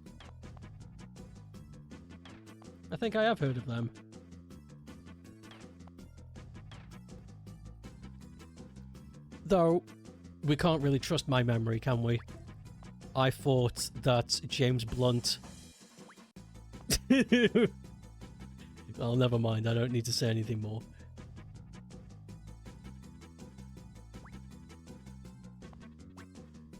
Our Christmas playlist also has Brian Setzer orchestra stuff. You'd love that style. Yeah. It's like a big band classic rock, something like that. It sounds pretty dope. I really don't like how the game just stops playing music. It's so awkward. You googled the Edge person and he's Yemen! You fucked it up, Green! Whoops.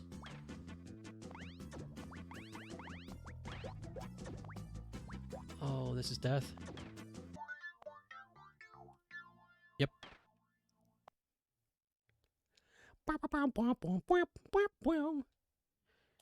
I'm getting lives from somewhere. I don't know what I'm doing. Ugh. Ooh. Ooh. Ooh. Ooh. Ugh.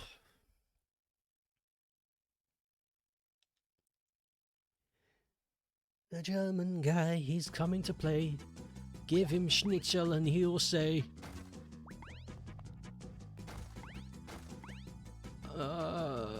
Personally, I'm not into schnitzel, but thank you anyway. I had schnitzel once. Very delicious. But it really is just deep-fried pig slice.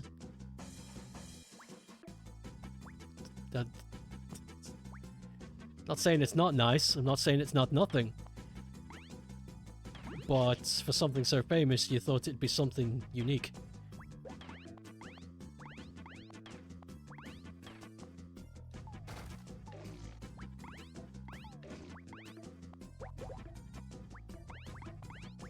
I think bratwursts are better than schnitzel. that's just me. It's no bacon grill, though. Yes. It's very British, thank you. You met your ill friends last weekend for a pre-Christmas party. Your good friend said you listen to emo music. That's very funny. A fly listening to a bumblebee. Wait, what? But you know it wasn't an insult. Emo music.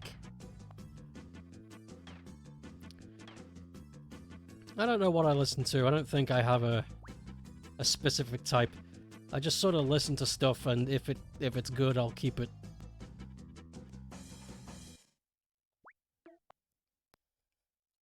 I mean, I don't like rap, but I have 2 rap songs in my collection of music, so I guess I do like rap.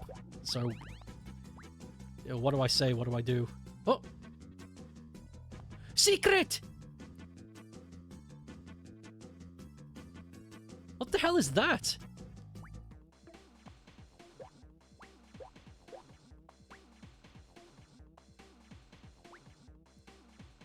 Am I Disco Santa forever? Finnish bands like him? Who's him? Slenderman? You're bad with genres and super picky. You can name a band and style, but... Oh, that's gone. You gravitate towards things you describe your taste very well. You like rap music, especially 90s rap. Isn't that hip-hop? They say it's rap, but... I think it might be hip-hop.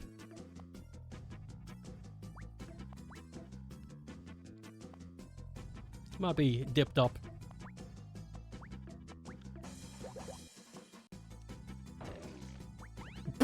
What the hell? When did Santa get a cannon?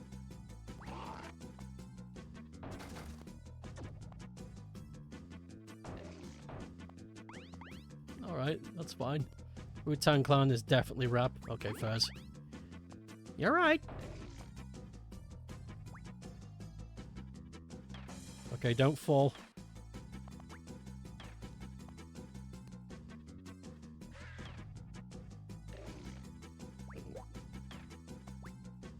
Beep, beep.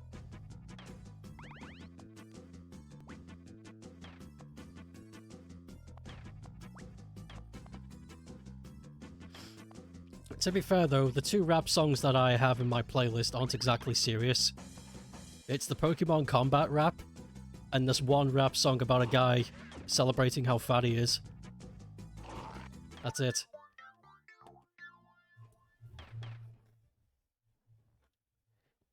Pokemon combat. Pokemon combat. Yeah. I like that song because it sounds like he's it sounds like he's half awake when he's singing that. He does not sound present. Pokemon combat. The boy's back down. Hi, Pokemon. The Pokemon. Hi.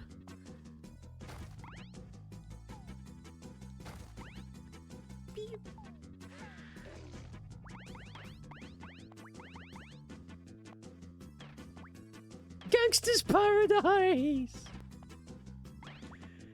Oh, it's funny.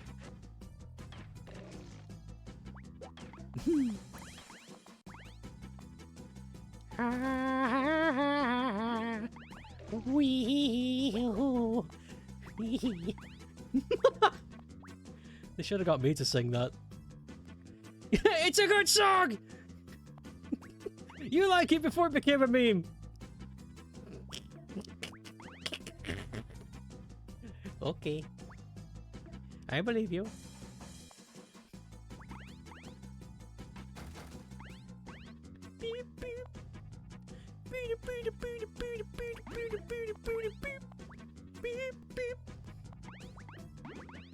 Oh god, this game is... I really liked it. It's much younger. Is that meant to be? Yeah, I get that. I've noticed, sometimes I've noticed that. Sometimes I see things that become memes and it's like, this thing's like 20 years old. Why is this becoming a meme now? What happened? very confusing sometimes.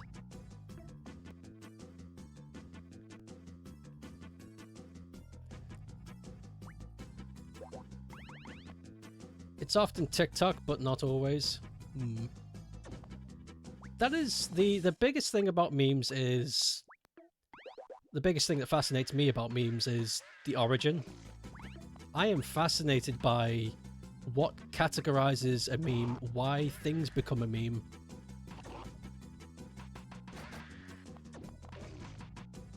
What? Because as far as I'm concerned, anything can become a meme. So what are the criterias? What needs to happen for it to turn into an advice animal post?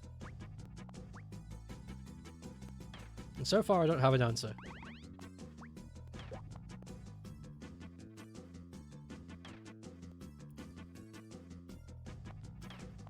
Real mother fucking G's by Eazy-E is classic. I'll tell you what, if I can say it without tripping over my tongue, I'll listen to it. Motherfucking G's by Eazy-E. There we go. Motherfucking G's by Eazy-E. I mean, boo.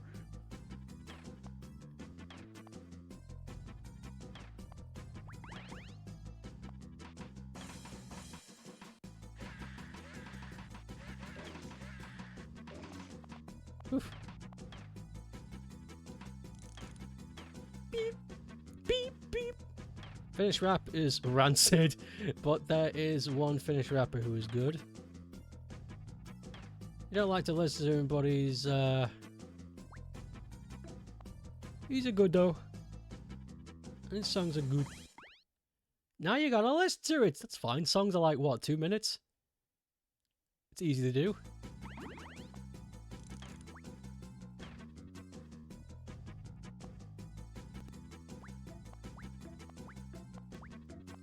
Unless the song is just like, you know, farts, then I'm not gonna sit down and listen to it.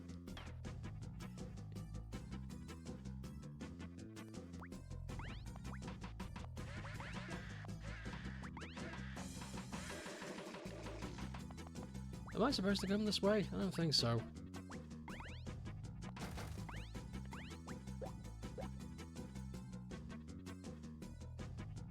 I do want that health though. This might be the wrong door. So I got the red key. Oh! What luck! Yellow key, lovely. We're making progress. Somehow. Beep, beep, beep.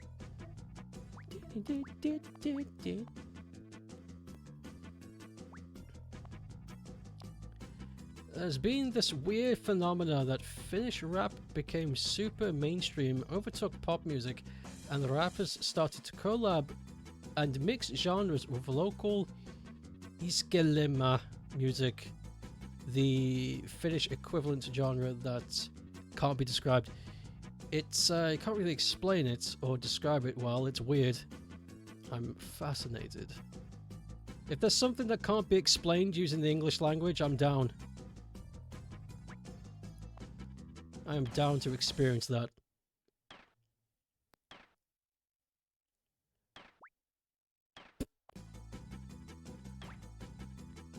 Domestic music.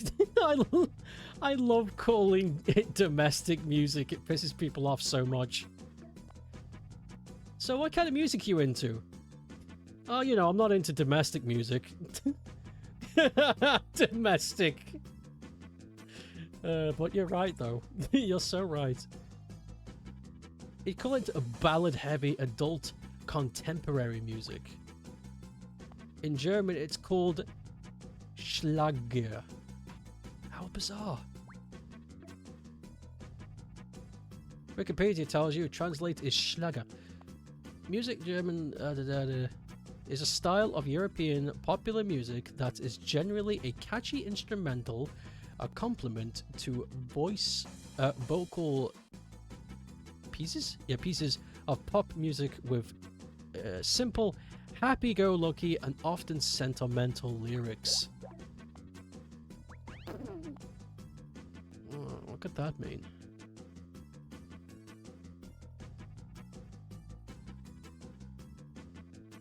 What could that mean? I'd have to listen to it to understand. All you know about Finnish music is the Viva Villa Vola, and that's it.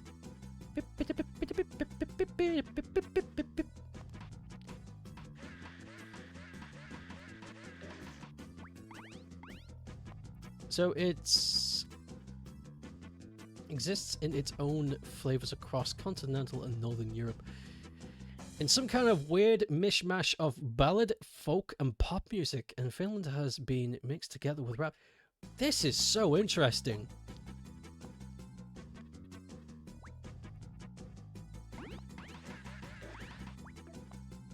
What a bizarre thing to have happened. It's the freaking worst. Oh, I don't think I'll enjoy it, but I'm interested. I want to hear it.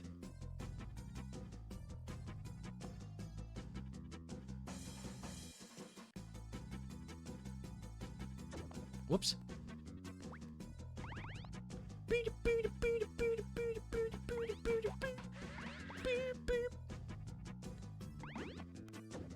No! Why would you do that? What the fuck?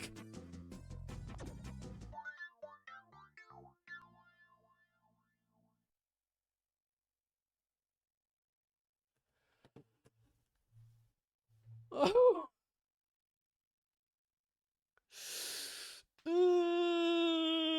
I don't like this game. I don't like this game. Remember that Flip Flop Doodle Bob song? You think it's Danish?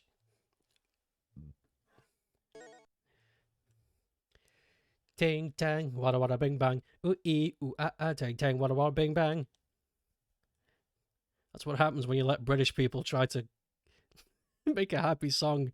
They can't come up with lyrics, they just sort of scat in a mic. Let's go again.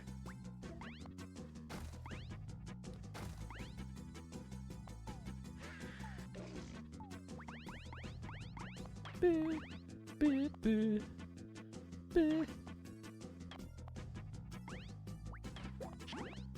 I just gotta remember. Music is weird, man. Ain't it though? Ain't it though, bruv? I remember the moment where I lost all respect for music artists. I know this is like a weird segue, but let me explain. This is a story about. I was listening to an interview, and it wasn't an interview starring somebody that I wanted to listen to. It was an interview starring a music writer that my friend wanted to listen to, because he was big with rap. And in my brain, I was like, maybe I'll get some insight on like how these people think. And I understand that not all music writers are like this, but there must be an example, because I'm still like, in my brain, I'm like, I don't like this person anymore. And I can't remember what song it was or the songwriter, some rap artist during 2008. And it was like, how do you come up with your lyrics? Just like, walk us through a day-to-day life of you. And he was baked out of his mind. He couldn't even open his eyes, and he just looked over to the mic. He was like, man, I was shitting on the toilet. And I just sat there and put my head in my hand. I was like, this person's been paid millions of dollars.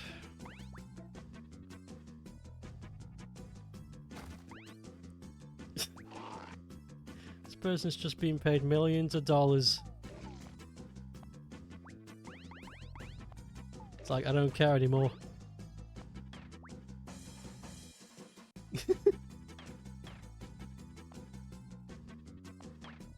if you make music and you make money and you complain, you're a dick.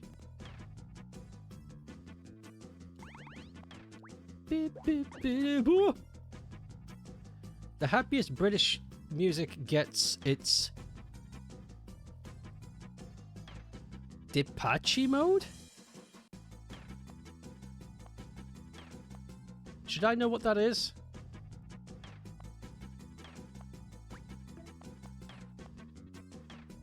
There's a lot of things I should know what it is, but I don't know what it is. I'm pretty sure you like music less than the average person. Oh, me too. I like music, but songs with lyrics, it has to be incredibly unique. It can't just be some droll idiot going, the bees got stung. You wanted the hearts and breeze. Go by the store. Milk and apples are galore. There's popsicles in the sky.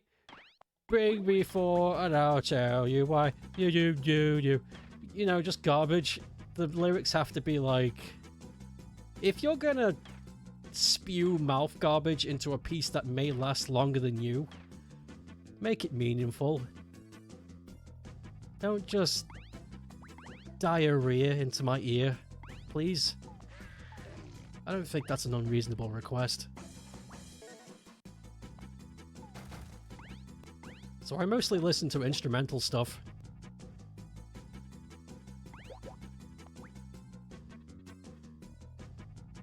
Boom, boom, boom, boom, boom, boom, boom. You listen to both. Good. Good. You're a better person than me. I don't have any patience for the prior? Yeah, prior. Yeah, instrumental came later, so that's the latter, so prior. Bim, bim. Du, du, du, du. Although there is something I have noticed, that a lot of video games have vocal songs in that I really jam with. And I don't think it's a coincidence. I think that people who make video games just have a different mindset than to a regular musician, if you could even call a musician regular. So when a song comes into a video game, most of the time, it slaps.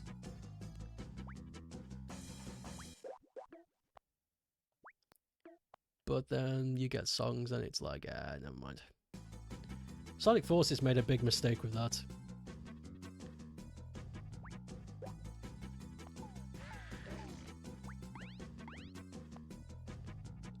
Why? But music can really easily make you feel anxious or just worse in general. No, that's normal. It's supposed to. You're supposed to feel emotion with music. If you're listening to a song and you don't feel anything, you're a sociopath. There's something wrong with you. Get your head looked at. You're supposed to feel something. It's excitement, sadness, anger. Something. A little tickle in your brain. You're supposed to feel something. All of your online friends be like, here's my playlist for when I feel sad. And I'm like, fuck, I can't listen to music. Even if I'm a little sad, I'm going to make me miserable. That's bizarre, Pete. No! Not again!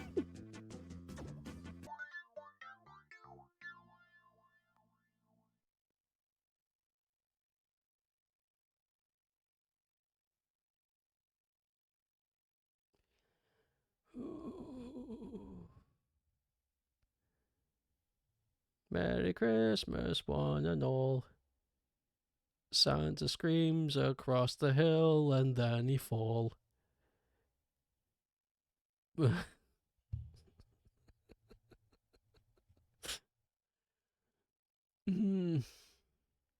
So many people say music makes them feel better, and usually the opposite. We just gotta keep going. That's strange. Not what you just said, latter, but the people listening to music for when they're already in an emotional state. That's interesting. So if you're already sad, you listen to music. To me, that's interesting to me because that's like escapism. That's cool. That's an interesting thing. I've never done that though.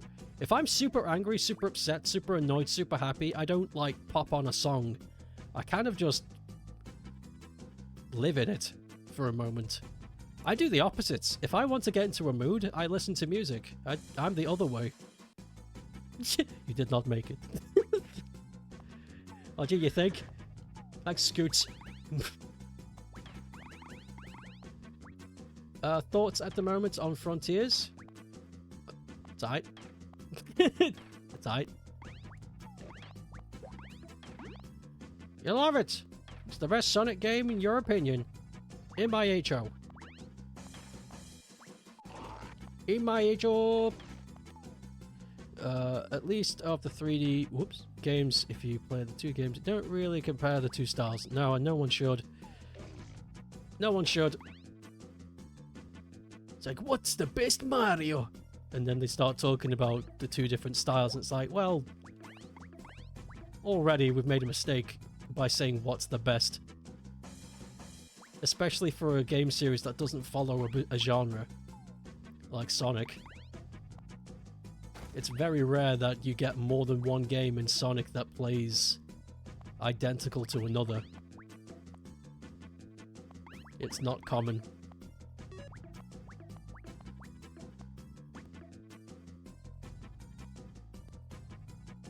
It's nice seeing Sonic Team experiment again. Only on the first island, though. Your mouth has been itchy today. God, we got all kinds of chat going on. I know somebody would argue with what I just said, that Sonic is a platformer, and it's like, that's not what I mean.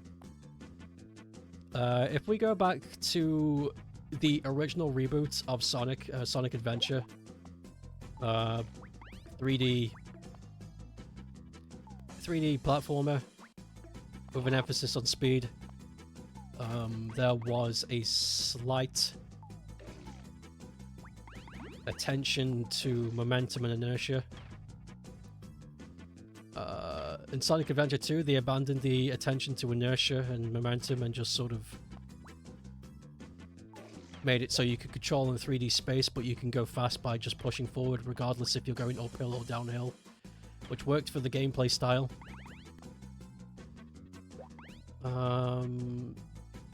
Sonic Heroes? Fuck, I don't know. I don't know what happened with that.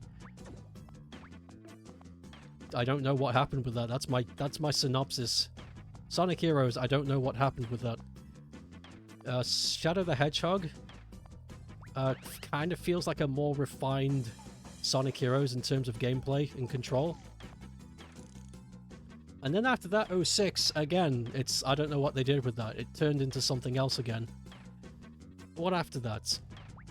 Unleashed, that's when they started messing with the boost formula, where they turned it into a mobile game, but first-person perspective. Over-the-shoulder first-person perspective, if you know what I mean, not side-to-side. And then they made more games based on that. Kind of just kept that going for a while. Then they tried to mix in 2D elements with Sonic, classic Sonic. That was a mistake. And then they're doing this.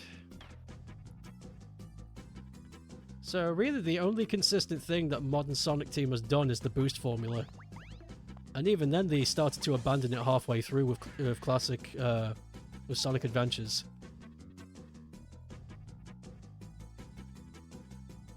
You were so angry the other day. You know how some people always go, wow, Sonic games are about running and they made you stop and do something else. That sucks because Sonic is about running fast. That's not true, though.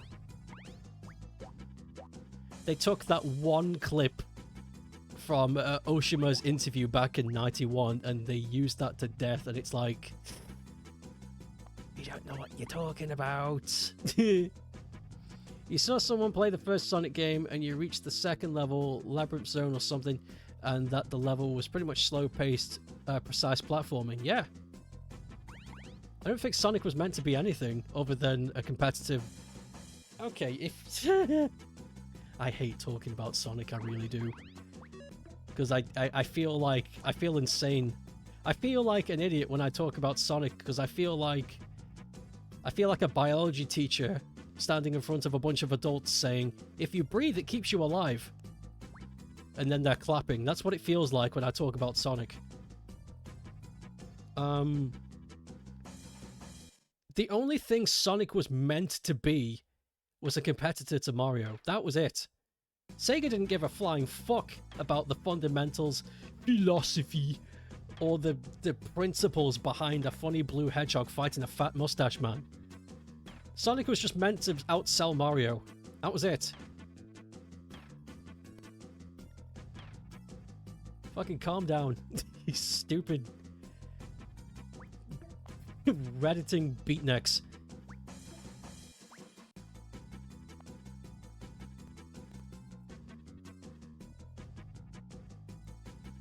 And there's too many examples to just trouse on that, because even before the 1999 reboot, Sonic didn't follow a formula. The classic games 1, 2, 3, and Knuckles, if you want to put it in there, and Sonic CD, they're all the same game because those were the ones that sold, so Sega wanted to keep that train going because money. But if you played the other Sonic games at that time, they were all very different. Classic Sonic did not follow a formula either. This is not new. People are acting like, oh, Sega doesn't know what to do with Sonic. They never knew what to do with Sonic. Sega just does, with Sonic, what makes money.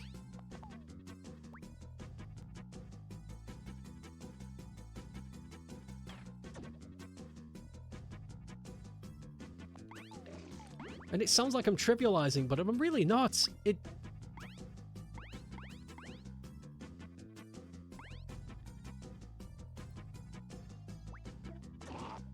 Sonic was invented to compete in the market. That's it.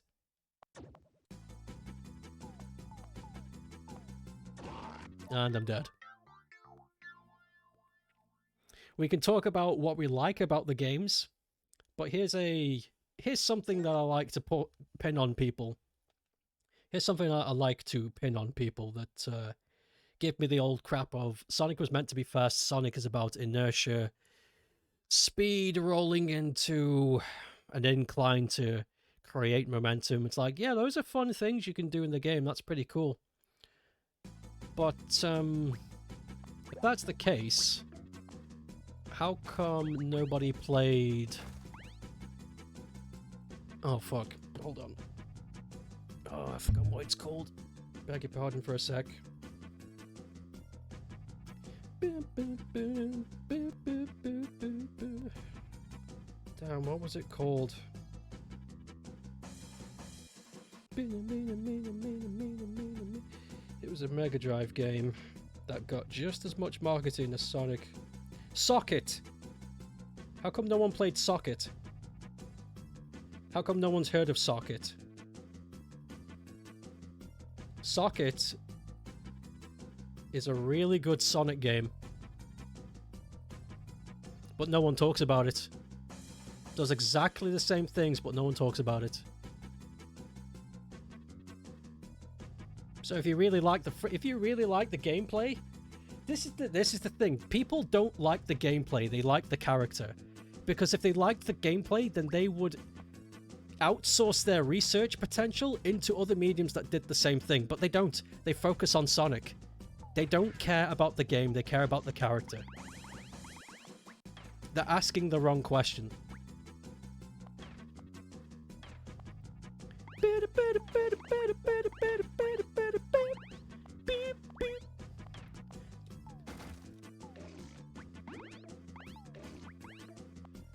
This game felt like Dr. Jekyll and Mr. Hyde. Both are shit. Dr. Jekyll and Mr. Grimp.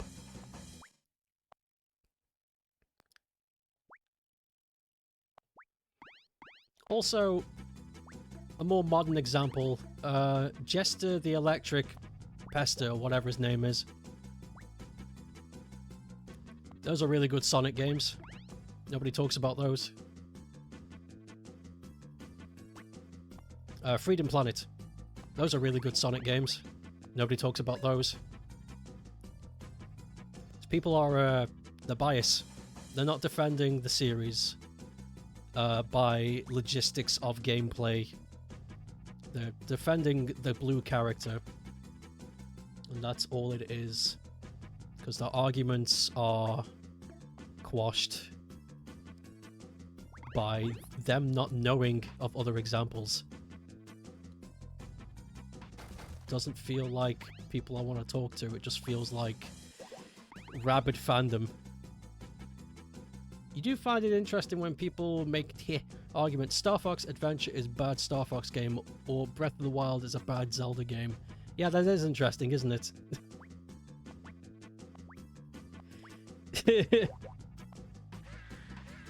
I like to let people elaborate on these thoughts.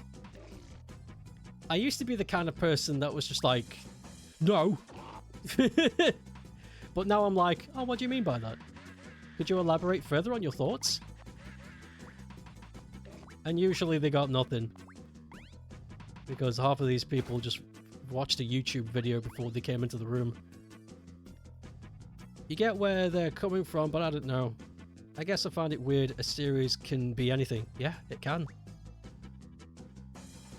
It really can.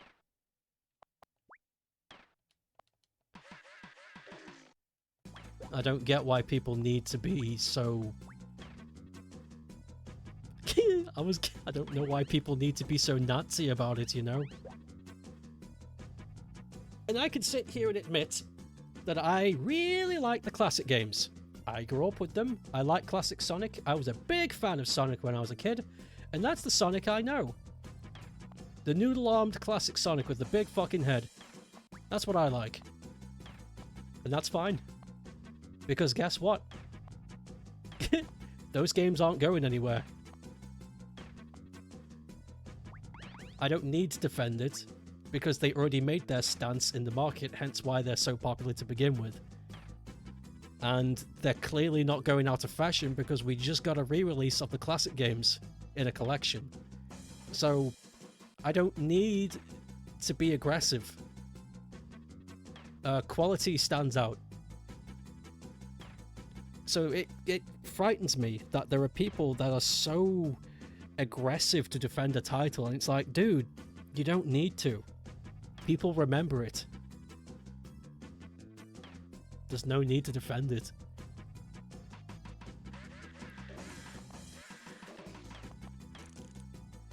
Defending games that people don't know, that's a different thing.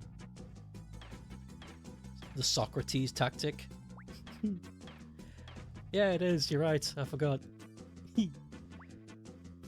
Did you know Socrates had a friend called Epic Titties? I am not kidding. That sounds like a joke, but I am not kidding. He was called Epic Titties. I've used the argument X is a bad Y game before admitting, but you've tried to replace it with X doesn't have what I like about the other X games. Doesn't feel like essentially X to me. Yeah. There's nothing wrong with that.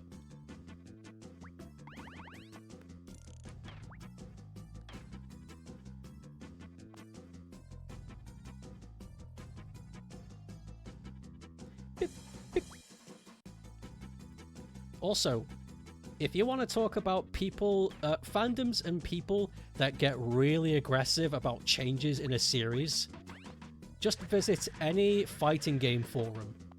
Holy shit, that is the most aggressive fandom you'll ever meet, especially Street Fighter. Holy fucking goddamn. Street Fighter has like a gigantic forum dedicated to each iteration of its game.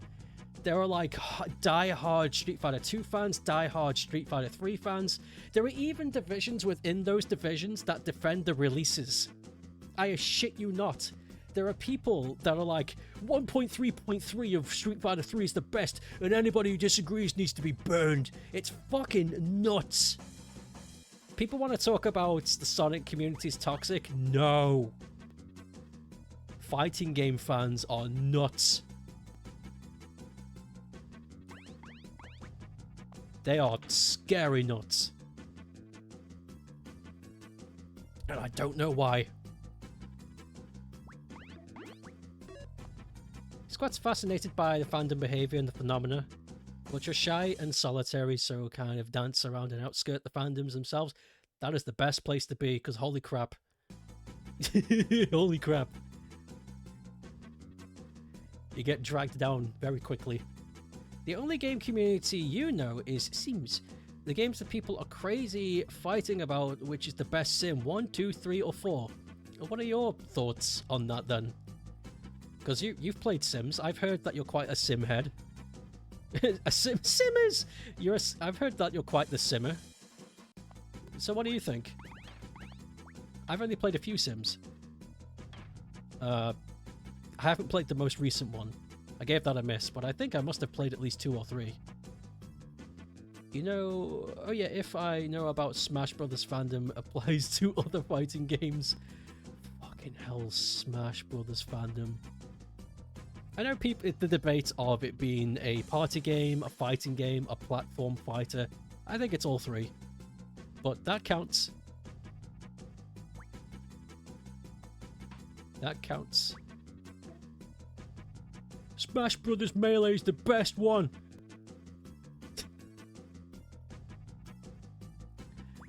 But it's unfinished. And broken. Yeah, well, you could do this. That wasn't meant to happen. That's a glitch. No, it's called wave dashing. No, it isn't. That's a glitch.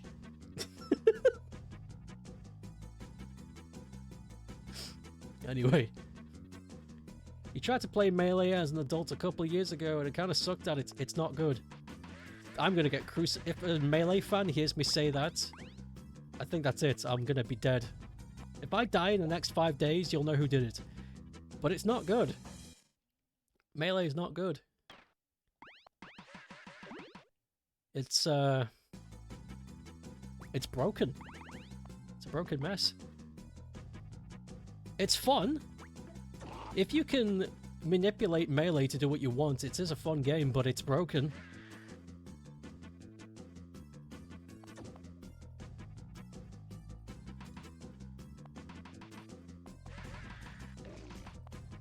Oh my god, the Santa Stain still going. We're going to beat this. We are going to beat this. Why are there clown paintings? I don't know. No! I did. That's the 3rd time!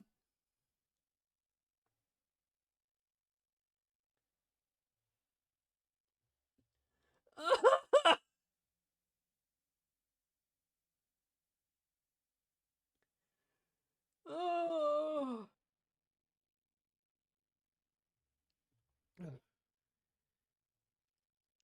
Haven't you heard about the Holly the Christmas clown? No? Am I supposed to? Let's go back in. Nice pit death.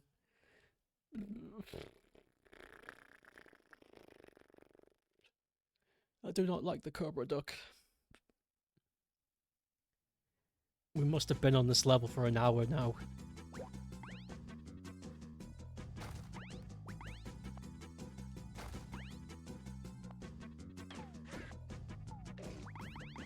Oh god, I feel so bad.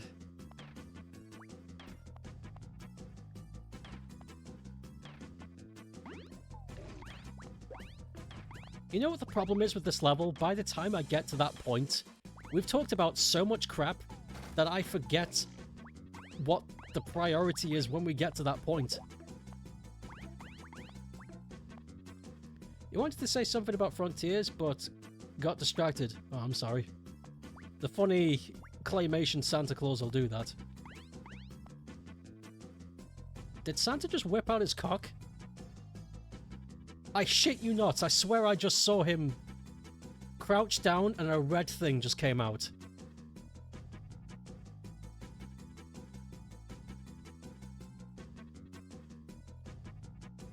I don't like...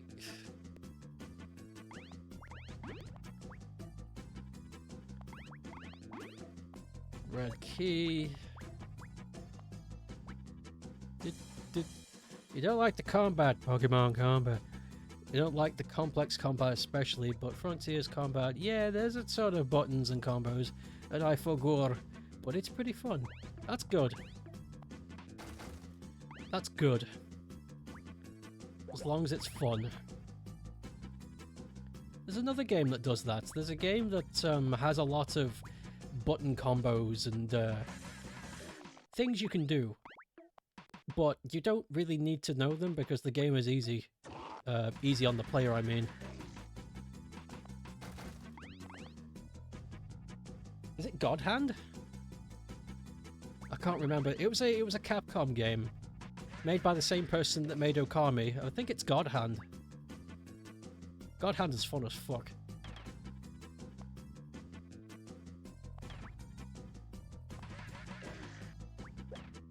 Generally think they designed the enemies in Sonic Frontiers really well.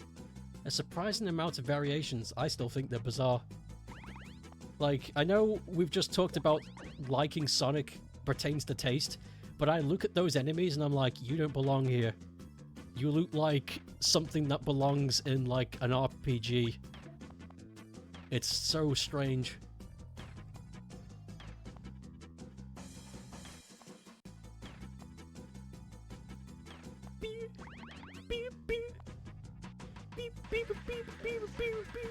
Ah!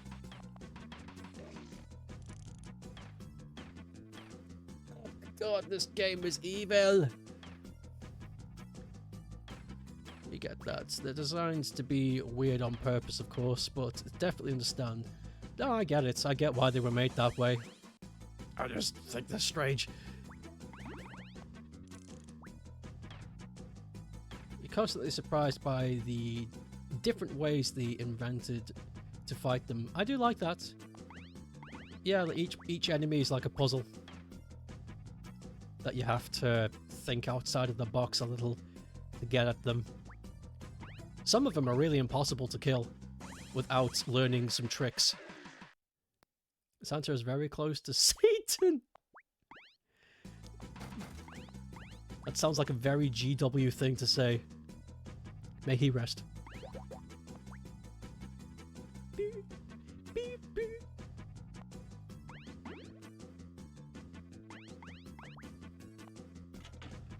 Cuphead Show Christmas episode was great. They did a Christmas episode? That's nice of them.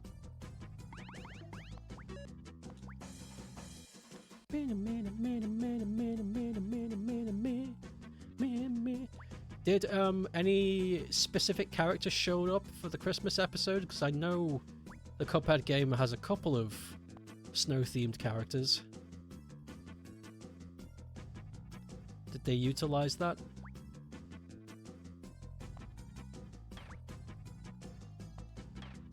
Boom, boom. I'm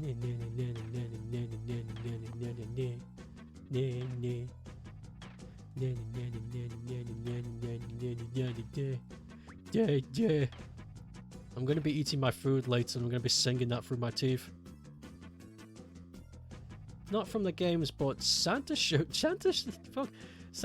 up and he was based on the Disney Christmas cartoon from the 1930s. Oh, wow! I bet that was risky. But then again, Disney would have a hard time defending a design for Santa, especially considering they didn't invent the character. Yeah, I think they're safe for doing that.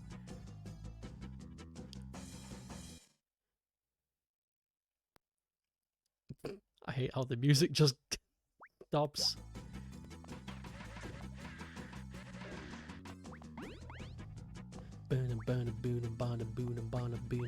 Brink. Big stink. Sure, the Netflix lawyers would have forbidden them from...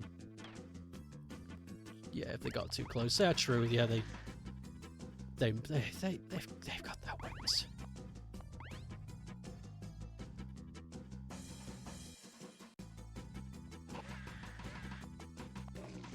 There we go.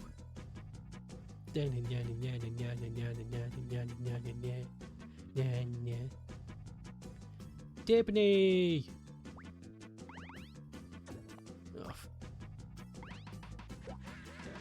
Dibney long stockings. Okay.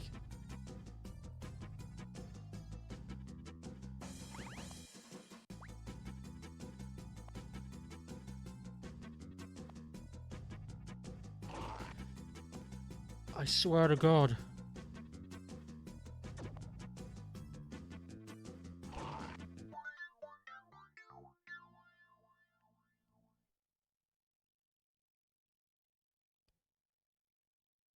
It's...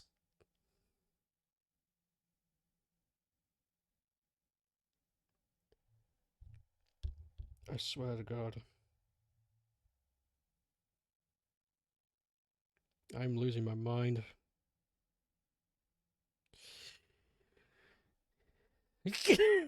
This game is bouncing my brain. Oh. One fun thing about the Cuphead show is that I think the creators knew which characters are really popular among the fans and made some writing choices based on that. Good. The writers did their research as they should. This game sucks. We're not playing this. I did say we're going to finish this, but I'm not playing this anymore. After today, we're never coming back to this. We'll play something really chill tomorrow. I know exactly what game.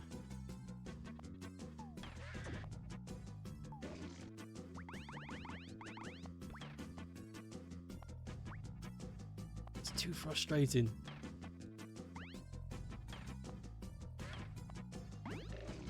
Although, if I did finish it, it would really be a Christmas achievement.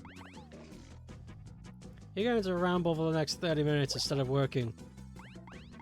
That's your patriotic right.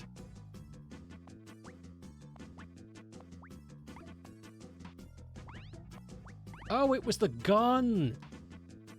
Ah. Okay, you can see how I made that mistake.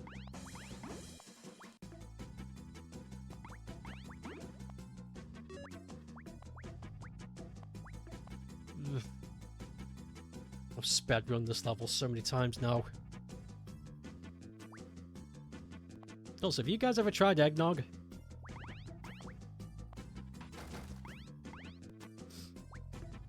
It's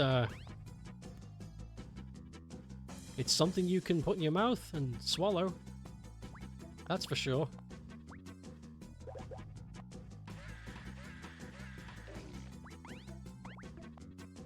Apparently people call it a food.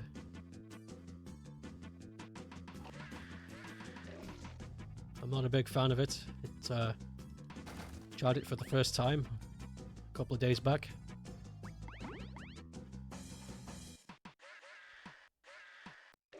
You drink glug? What is glug? What is glug, and is it amazing? Is it something you can send without getting in trouble with the Finnish FBI?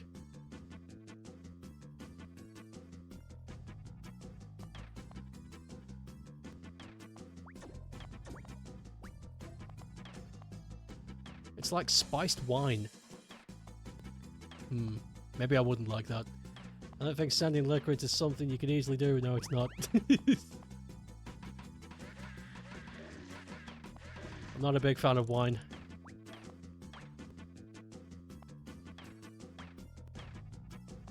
Although I did drink half a champagne bottle on graduation. But I did that to annoy my teacher. So I didn't really drink it because I wanted to. Non-alcoholic glug. So I guess it must have a really good taste then, if you could drink it without alcohol. A lot of things I've noticed that are non-alcoholic of a certain thing just taste bad, and it's like, wow. People really do just drink to lose touch with reality, don't they? Depending on the country.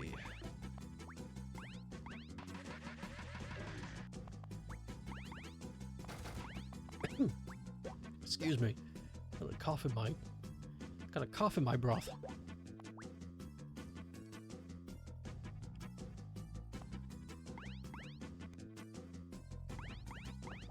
Okay.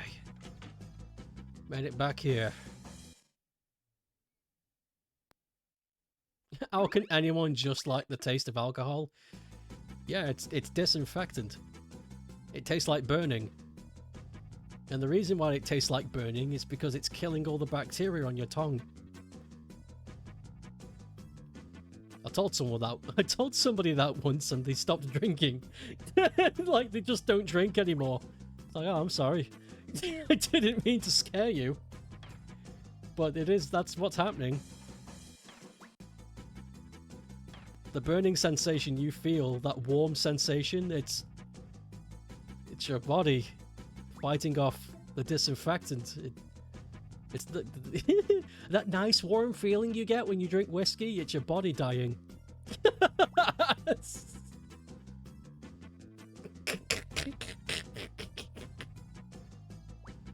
But it's okay, you won't die.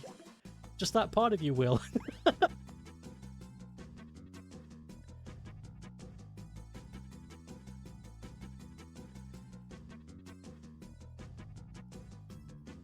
It's fine. As long as you don't drink too much, it's not a problem. Your body can recover. Just don't drink too much. Everything in moderation.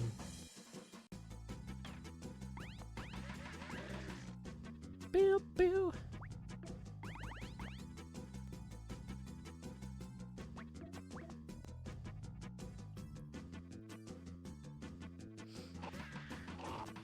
I was at a meeting not too long ago. I say not too long ago. It was yesterday. I was at a meeting yesterday and I met this person who had to quit smoking because their voice just died. And they used a voice box and it was really cool. There's this little metal box that they put up against their throat and they sound like a robot.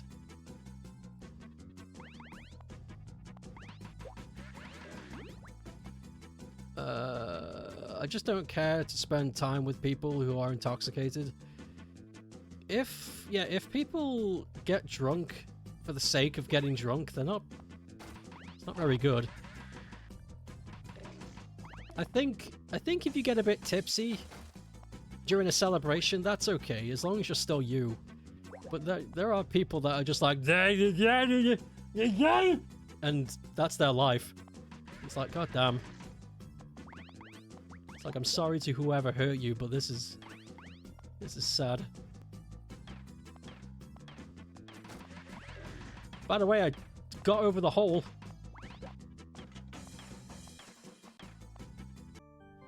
Oh my god, we did it. It's done! Finally! Sucks that the voice died. Yeah, it was a cool box.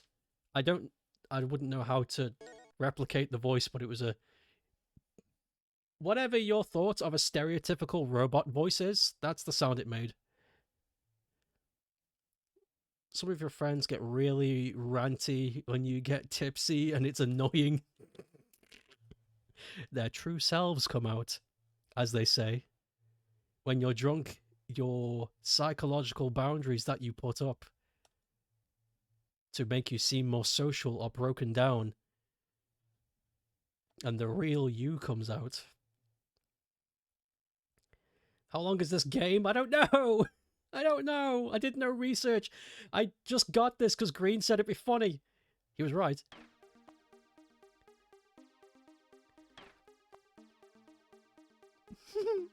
Has no data of anyone beating this game. Oh, now I've got to beat it. God damn it. Now I've got to beat it. Welcome to Sky Island.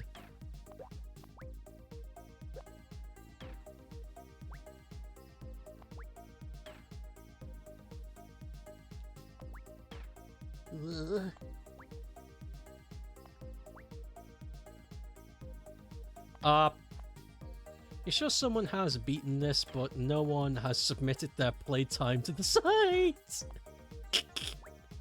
Well, time to be famous for 3 seconds.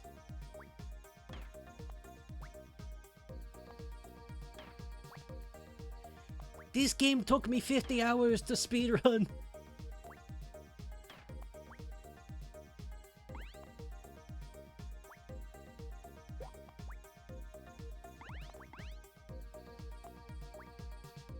What is with this music?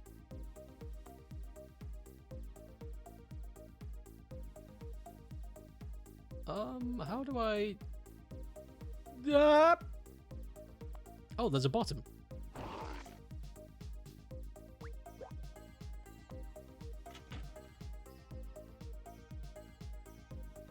When the big YouTuber makes this game relevant, people will find your full playthrough on video and find your delirious chatting about Sonic and Christmas music and whatever.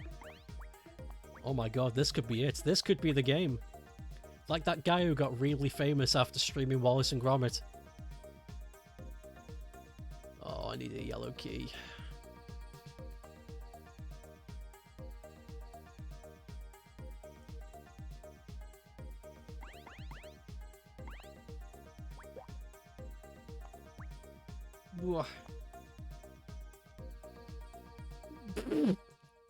I like how Santa skis down the hill. He's got butter on his shoes.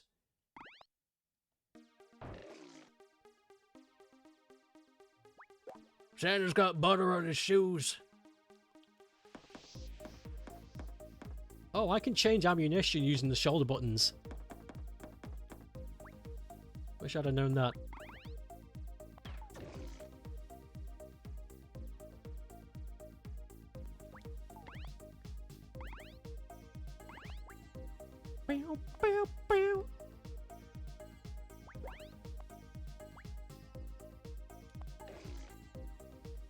I remember talking to somebody about my Twitch channel once, and they were like, if you want to get famous and to make this like your full-time job, you've got to play fun games like Fortnite. I was this close to punching him. I felt my hand raised and I was like, stop.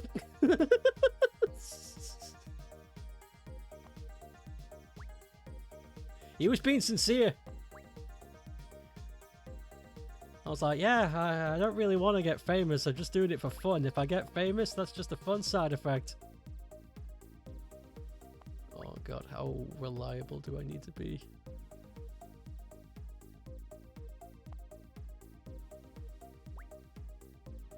Oh god, you gotta be pixel perfect. Well, I don't need to go down there anymore. That's good, at least. Spikes.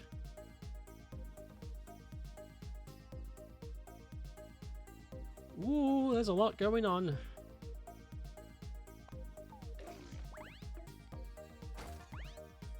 It's interesting looking at the big streamers that you watch and looking at what exactly made them famous. But becoming famous is way harder nowadays. There's just too many people. Too many people. You get overwhelmed by the number of people. And it really is luck. How do I get famous? Luck. You could solve world hunger tomorrow, and that wouldn't work.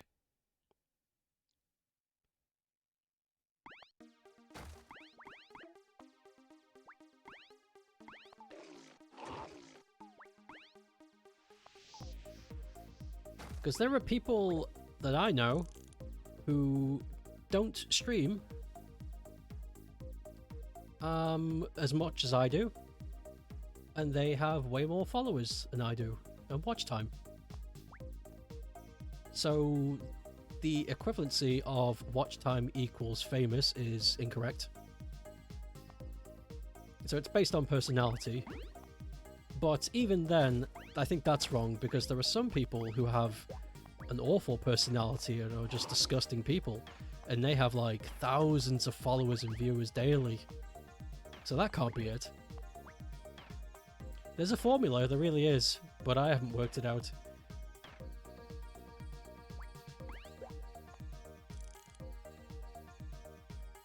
Fame is weird. Secret!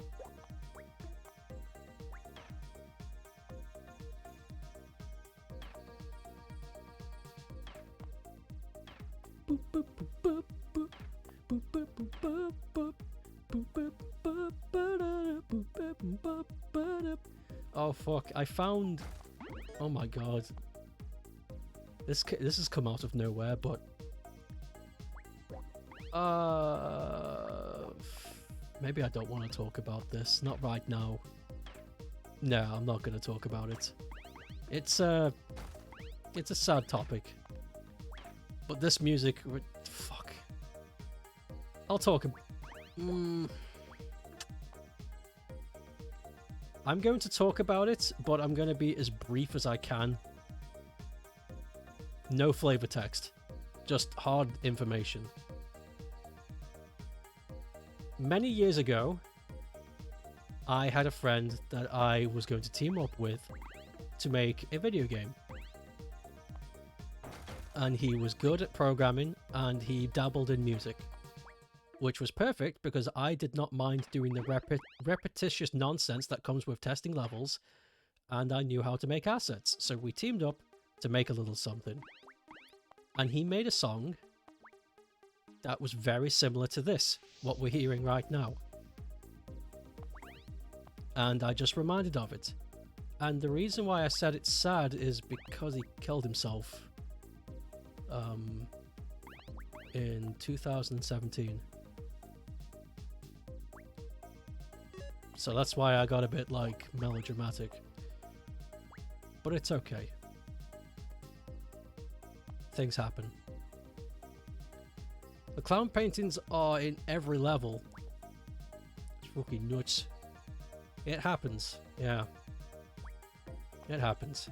I don't blame myself, I don't blame him. It's just something.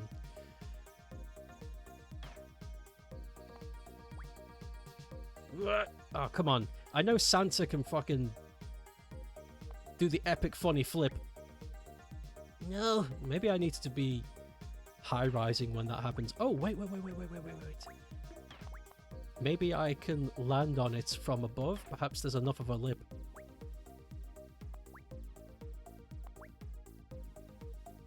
I do wish there were more high-quality Christmas games. I've been thinking about making a Christmas game, but I honestly don't know what I'd do. I honestly don't know what I'd do without it just being more of the same. Hey, made it. Oh dear. Ugh.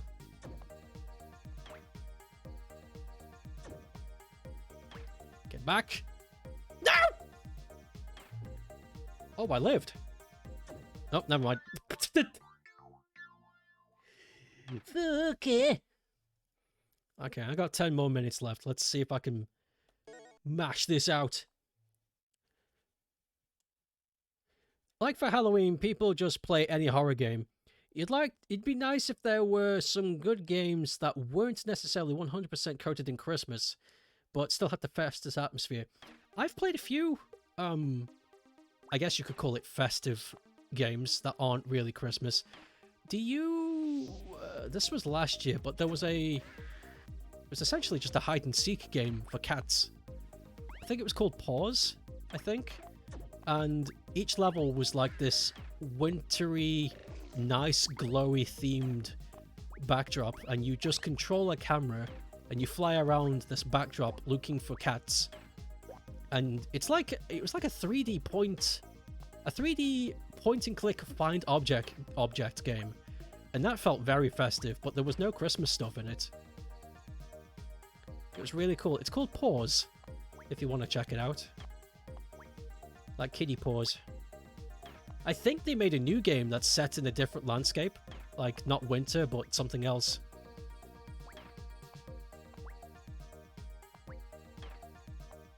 I remember that. That was last year, and that was fun. Like, this is nice. Trying to think of more. Oh, I have a game on my to-play list this month. That's festive, but not Christmas. Yeah, Hidden Paws, that's it. You found it. It's cute. I enjoyed it. It's very relaxing. You're wish listing this? Hell yeah. Some of those, I remember some of those cats being really hidden. Like, it got really tough. It's like, what the hell? What am I doing? I can hear you mewing, but I don't know where you are. Meow. Taunting me. But I have a game for this month that's festive feeling, but not Christmas. I think it's just called Cooking with a Hot Pot. Or something like that. And you're a character that's in a house, and it's snowing outside, and it's not Christmas, it just happens to be cold, and you are making a hot pot. That's it.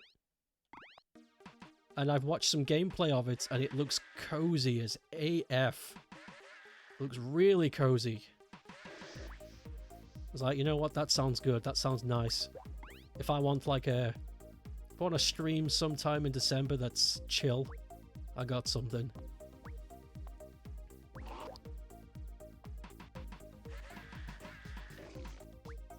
Yeah. Boom, boom.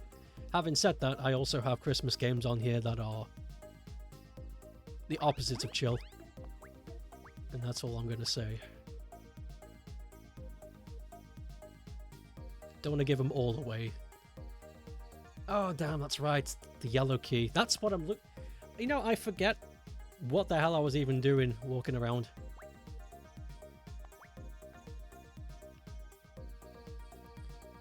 Christmas. We were watching a speedrun competition the other day, and one of the runners made an interesting statement. Oh? Is it that food should be free? That's... I don't think that's interesting. They think horror isn't a game genre. It's a theme. I've been thinking about it.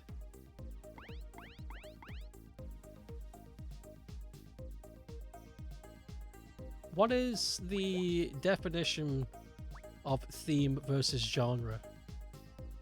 Before I even put some energy into that, I would like the dictionary's help. Ah! God damn it.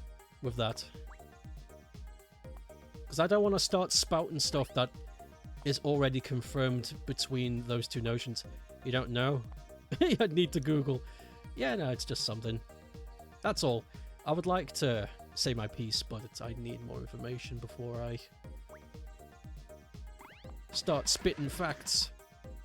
I don't want to look like a fool.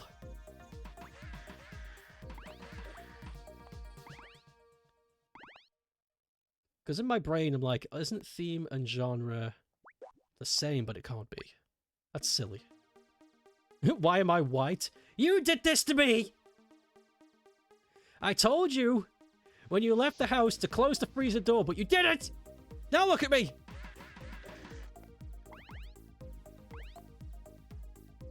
I came out and said, hey, hungry home invader, get out of my refrigerator.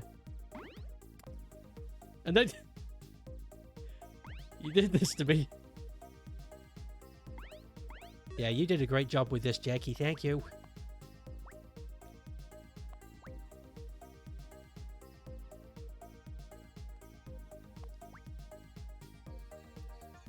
You did a great job.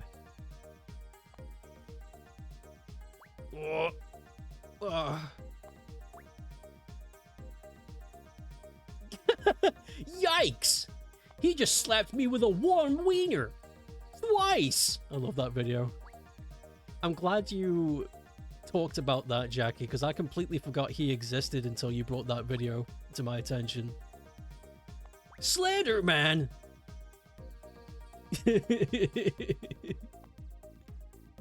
Nobody knows what we're talking about.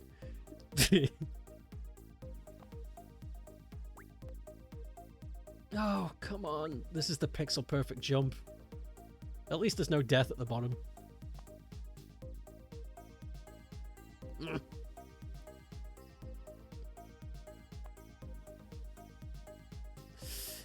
There's a little bit more I can do after that. It has to be so precise, though.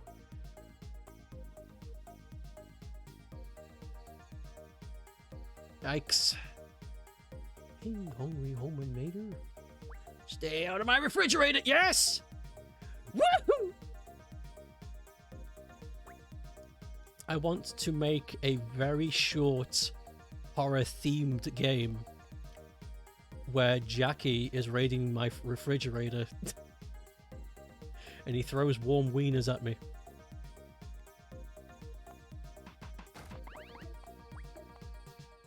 You're thinking about the meaning of genre as a video game, and you're thinking perhaps you'd define a video game genre as about how mechanics and gameplay are for a game. So in a sense, you'd think that horror wouldn't be a genre in context of a video game necessarily.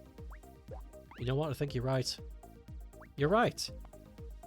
Yes, platformer, shooter, puzzle.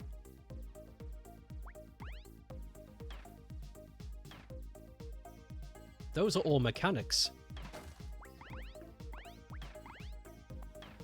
If that's the case, then adventure wouldn't count as a genre either. Because that's also a theme. Action wouldn't count.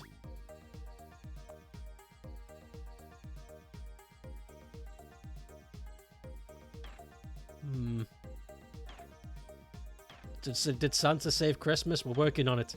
This game is really crap. It is an interesting topic. I like it.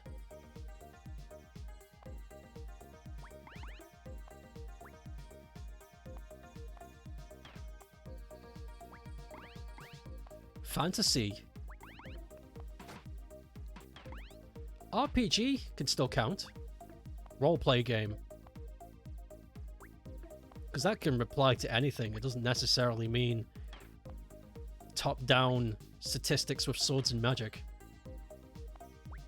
I mean, for crying out loud, Sonic Frontiers has RPG elements. So is Frontiers an RPG? Not necessarily, but it can be argued. So if it can be argued, does that mean it's a theme? If a mechanic can be argued, does that mean... I think it means it's not a theme anymore. I mean, a mechanic anymore. Right? It's a theme. Because mechanics are mathematical, they're defined. But themes are... they can be argued. They're subjective.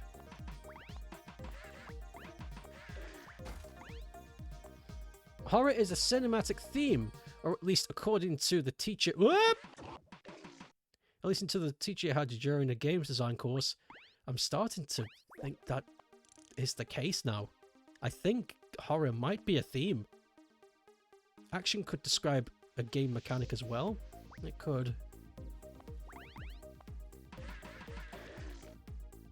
I don't think we've got nearly enough time to talk about this as much as I'd like to, but this is an interesting topic.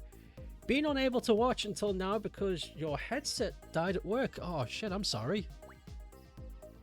Do you have any more to replace your headset?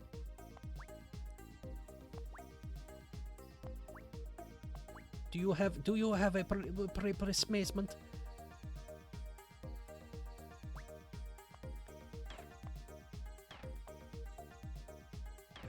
Just want to say, need Christmas layout. Peter. Thank you. Thank you. Hey, Peter. Merry Christmas. Yeah, fuck you, Joe. Yeah. Just wrote a new episode of Family Guy. I'll expect my paycheck in the post. You're going to ask Goot to send me the Christmas song on Discord. Yes, please. I want to hear the strange I want to hear the strange, otherworldly tunes. Cinematic theme is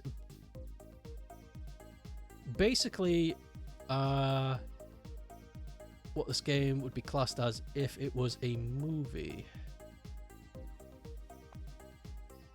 Headset just needs charging. Oh, that kind of died.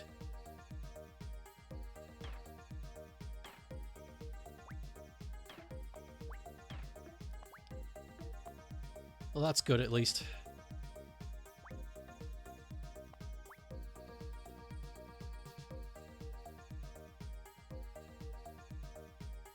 Pew.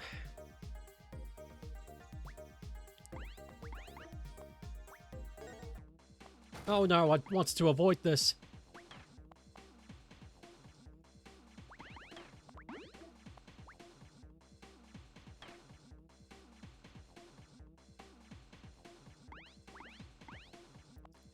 Damn. I was going to call him Turkey Santa. Disco Santa.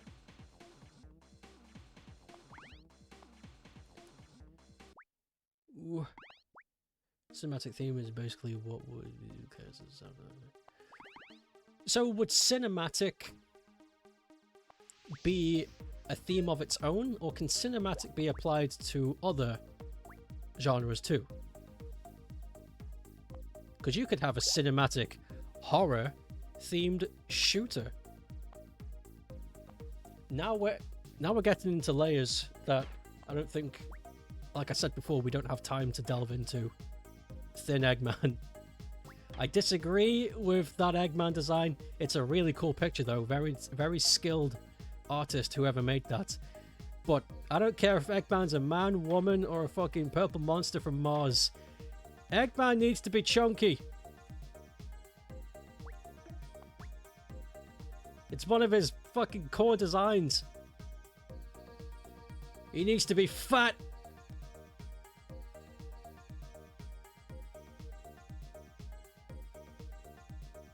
I think we've almost finished this level, which is good, because I'm heading into overtime. Well, I'm already in overtime, but you know.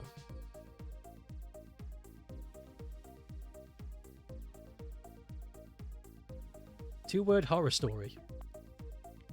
You ran into that problem when trying to do a joke drawing of an anime handsome Eggman. Handsome Eggman. Can't make him thin, but then he's an anime handsome. That's true.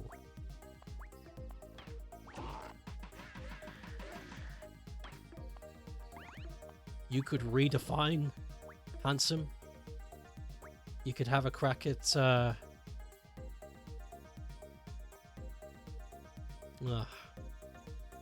don't know. Red Dead Undead Nightmare. Yes? What about it? Are you going to use it as an EG?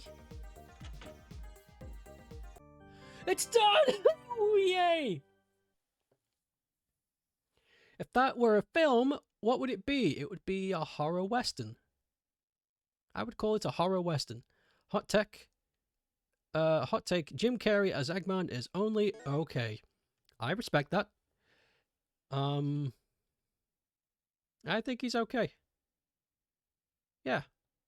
Yeah. I think he's okay.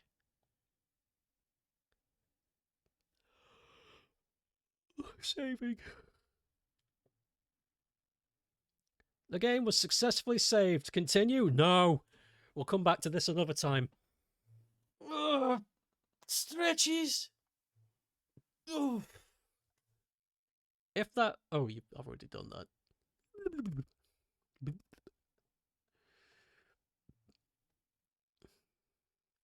Will you become the king of this game? No. I don't want to be known for this. I don't want to be known for this. No.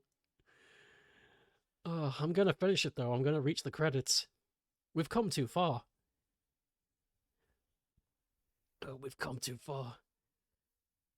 So, tomorrow will be another Christmas game. Not going to say what it is, but you guys will see. Yeah, it would be a cinematic theme of horror and Wild West. Yes. So, yeah, tomorrow's going to be another Christmassy game. You don't just have a single cinematic theme. So does that mean every game that has any kind of cartography is cinematic? This is my last question before I end the stream. This is not a debate on whether you're not right or wrong. I just want to know your thoughts. Because a 2D side-scrolling game is not cinematic, but a game like Heart of Darkness that uses visual representation for aspects of theme, is that cinematic? It's But then again, what would be classed as cinematic? Would the very first Sonic the Hedgehog be classed as cinematic? Would the very first Mario be classed as cinematic? Can that be given a theme? Or is cinematography only in the world of cartography when used in conjunction with camera angles and such? Does cinematography only exist in 1999 and beyond? Just means if this were a film. Oh, sick, so that could really apply to anything. Pong is a cinematic tennis game. But then again, if we're going to get ridiculous, there's got to be some kind of rule. Or does there need to be?